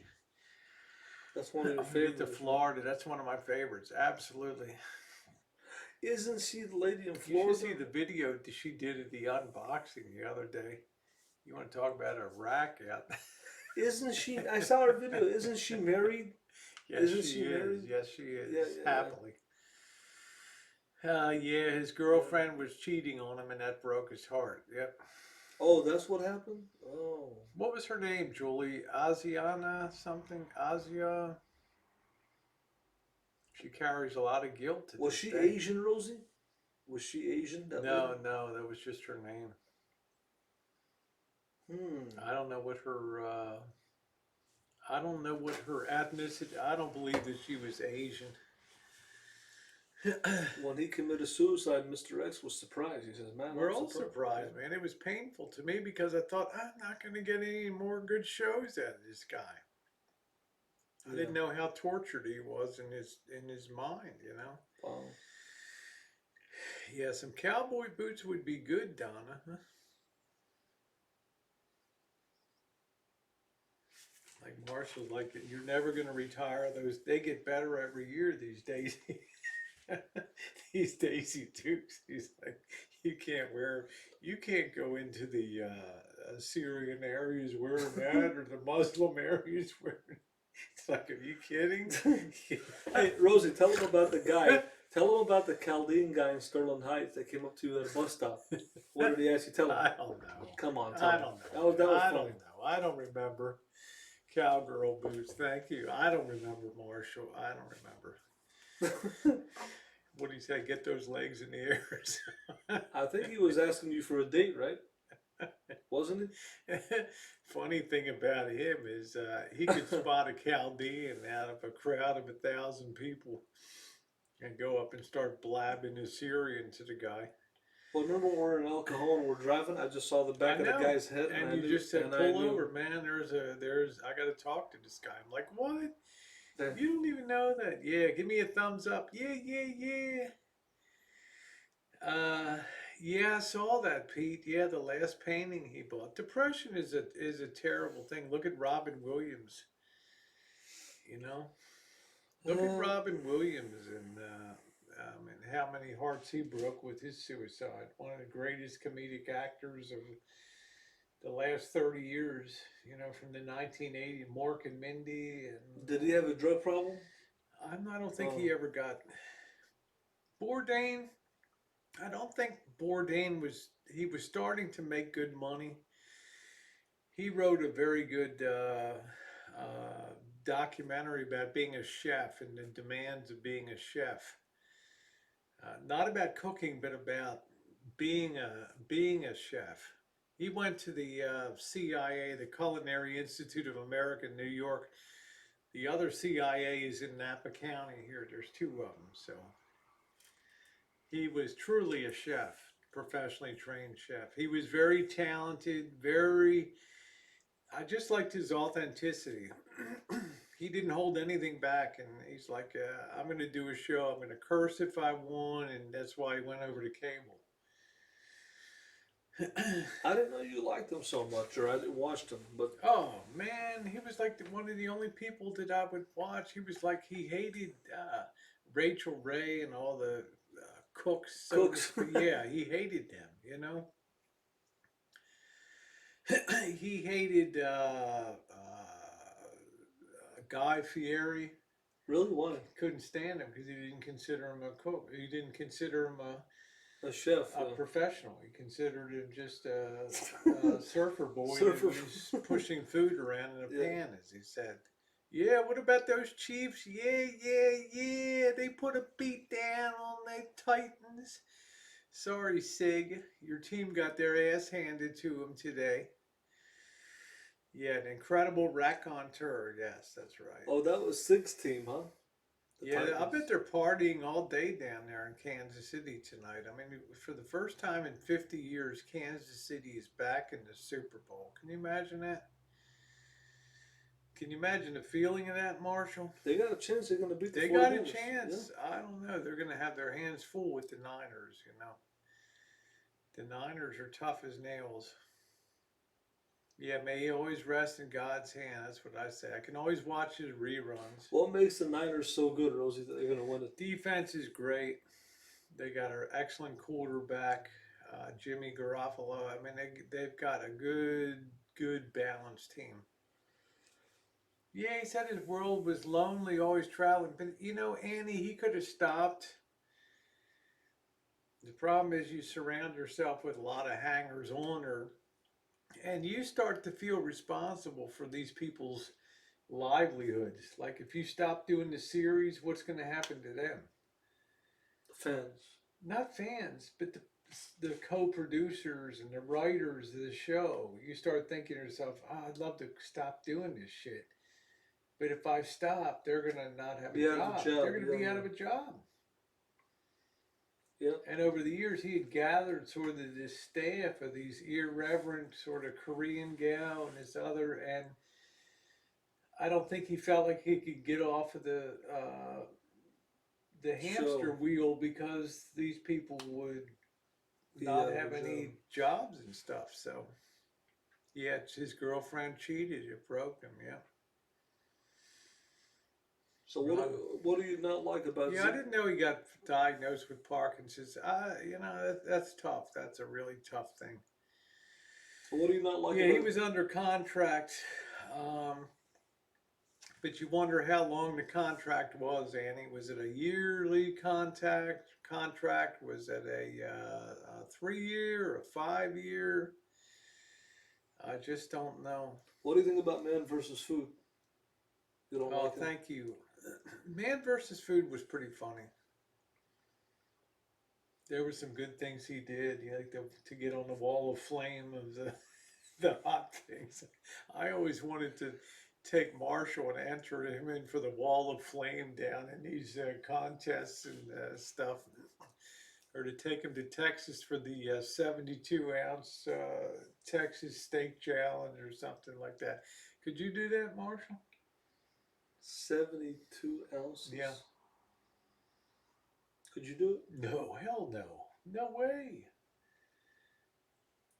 A 16-ounce steak would be about my limit, but then they make you eat the sides and the fries and all that, you know. There's no way. I couldn't do that. How many hot dogs could you eat, Rosen? Probably about 5 or 6. And you're done. And then that little shrimp Joey Chestnut can eat like 92 or something, or Kobayashi from Japan. These guys that win these, they're skinny, man. It's weird. There's your buddy. Yeah, Juice is like, I'd shit if Elvis took on the Texas Steak Challenge. Wouldn't it be cool to hit the timer, Marshall? Could you do that? Could I sponsor you for the Texas Steak Challenge? Do you think Juice would win? No. I don't think Juice would eat that much. You never know. I never know. You never know. I'm not going to, I'm not, Sherry Ann, I don't do all that. You can talk to some of the people. I don't even know how to put people on a panel, okay? My paneling days are done here.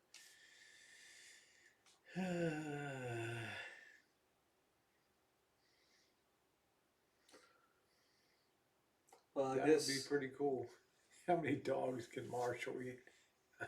I'm looking for... How many turkey dogs can Marshall eat? I can eat comfortably 2-foot-long Subway sandwiches and be okay.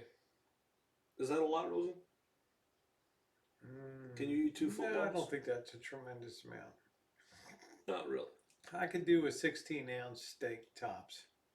24-ounce steak The tops. problem on these challenges, they make you eat the sides too, all the potatoes and all the other crap. Now too. I could eat probably a 48-ounce porterhouse. I could eat a 48-ounce, but I couldn't. I don't think I could go over 48 ounces.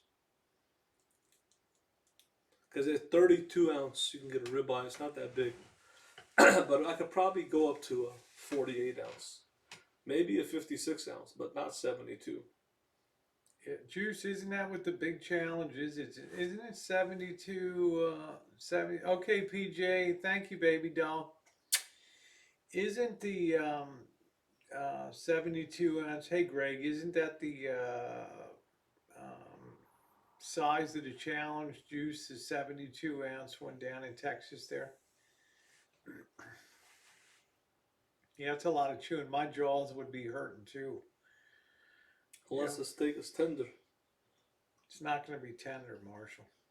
Really? Why do you think it's not going to be tender? I just don't think they're going to give you, 72 ounce steak, salad, and a baked potato. Yeah, I don't think, or fried. I don't think they're going to give you the very best cut of meat. It's probably going to be I don't know what it would be. The Big Texan and Amarillo, yeah. I couldn't do that, Greg. I don't know anybody that could do that. And yet some women have done that. Really? And not big ones. There's some competitive women eaters that can knock that off. Yeah. That are barred from the competition now. They can't do it again. Why? Because they win. They just. Oh, they win. No. It's for them. It's a free meal. They go in. Oh, there it is. Let me hit this. Thank you, Juice. Let me see this thing for a minute. The Big Texan. Let's see. Man versus 72 ounce steak. There it is. There it is. I think he did it, didn't he? Juice? Did he? Did he do it? I don't know. Christ, Marshall, you should be able to do it, man. If he did it, I don't know. God, I gotta start training you, man. Starlight Ranch gift shop. What kind of steak is that, though? Man, they have limo service. What?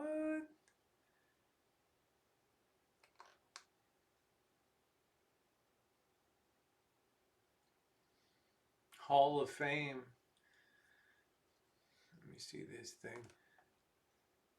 The people who did it? Challenge includes shrimp cocktail, baked potato, salad with rolled butter, and of course the 72 ounce steak. Here's the rules. Entire meal must be completed in an hour. If any of the meal is not consumed, you lose. Before the time starts, you will be allowed to cut into the steak and take one bite. If the steak tastes good and is cooked to your satisfaction, we will start the time upon your approval. The time will stop and the contest is over. The time will not stop and the contest is on. Make sure before you say yes. Once you have started, you are not allowed to stand up, leave your table, or have anyone else touch the meal. You will be disqualified. If anyone assists you in cutting, prepping, or eating of your meal, this is your contest. You don't have to eat the fat, but we will judge this. Should you become ill, the contest is over. You lose. Please use the container provided as necessary. You're required to pay the full amount up front. If you win, we'll refund 100%. You must sit at a table that we assign. If you do not win the steak challenge, you're welcome to take the leftovers with you. No consumption or sharing of the leftovers is allowed once the contest is over. If you fail to complete the challenge, you must pay the full $72. Sorry, I can't back Marshall. that 72 bucks is done. Oh man. The all you can eat. I got a challenge for you, 28 Heinekens, Rosa. No, I can't drink 28 Come beers. on. I can't do that. No I thought way. you were a No. drinker. I'd be in a coma. Really?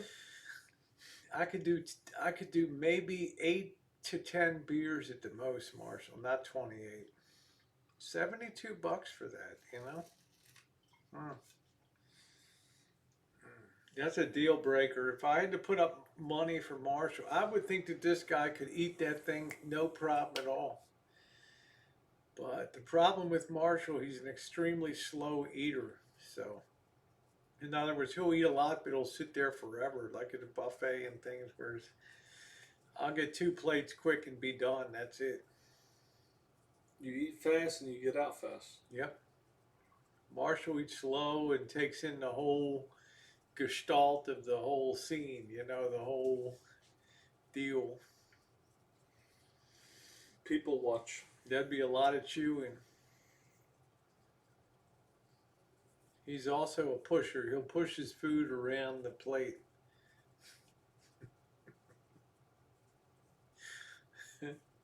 So I couldn't have him as a competitive eater. The only thing I like to eat a lot Now of. D might be able to do that, because D gets down to business when he eats. He just his fork and knife are on fire on the plate. You mean he eats fast? He eats fast, man. He could rip a new asshole on a steak. In one- I'm just saying, he in 1 could hour. rip that steak a new asshole, man. He doesn't Like, make love to his fast. food. Yeah, Randy Santel. My favorite is Joey Chestnut Juice. Get a trailer to haul Elvis back to the Shine Shack. How So- many wings could you eat? There's a good question. Greg Travel said, how many wings could you eat? Chicken wings? Yeah, it would make good content though, Andrea, but he would get sick. I could probably eat 50. Wow, 50 wings? 50 wings. We were dying at Duff's when How many do we have? We had a lot, right? we had like a 30, 30, right? And we still left like 10 behind or We something. couldn't finish. Yeah, so don't Well, they tell were me big wings. 50 They were fucking big wings. They were big Are you wings. kidding me? 50 fucking wings? Now I could go down to Acme Oyster House. I could eat 6 dozen oysters. That's their challenge. I Yeah. could do that, you know.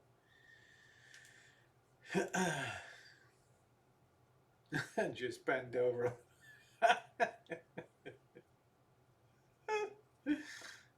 I could do oysters.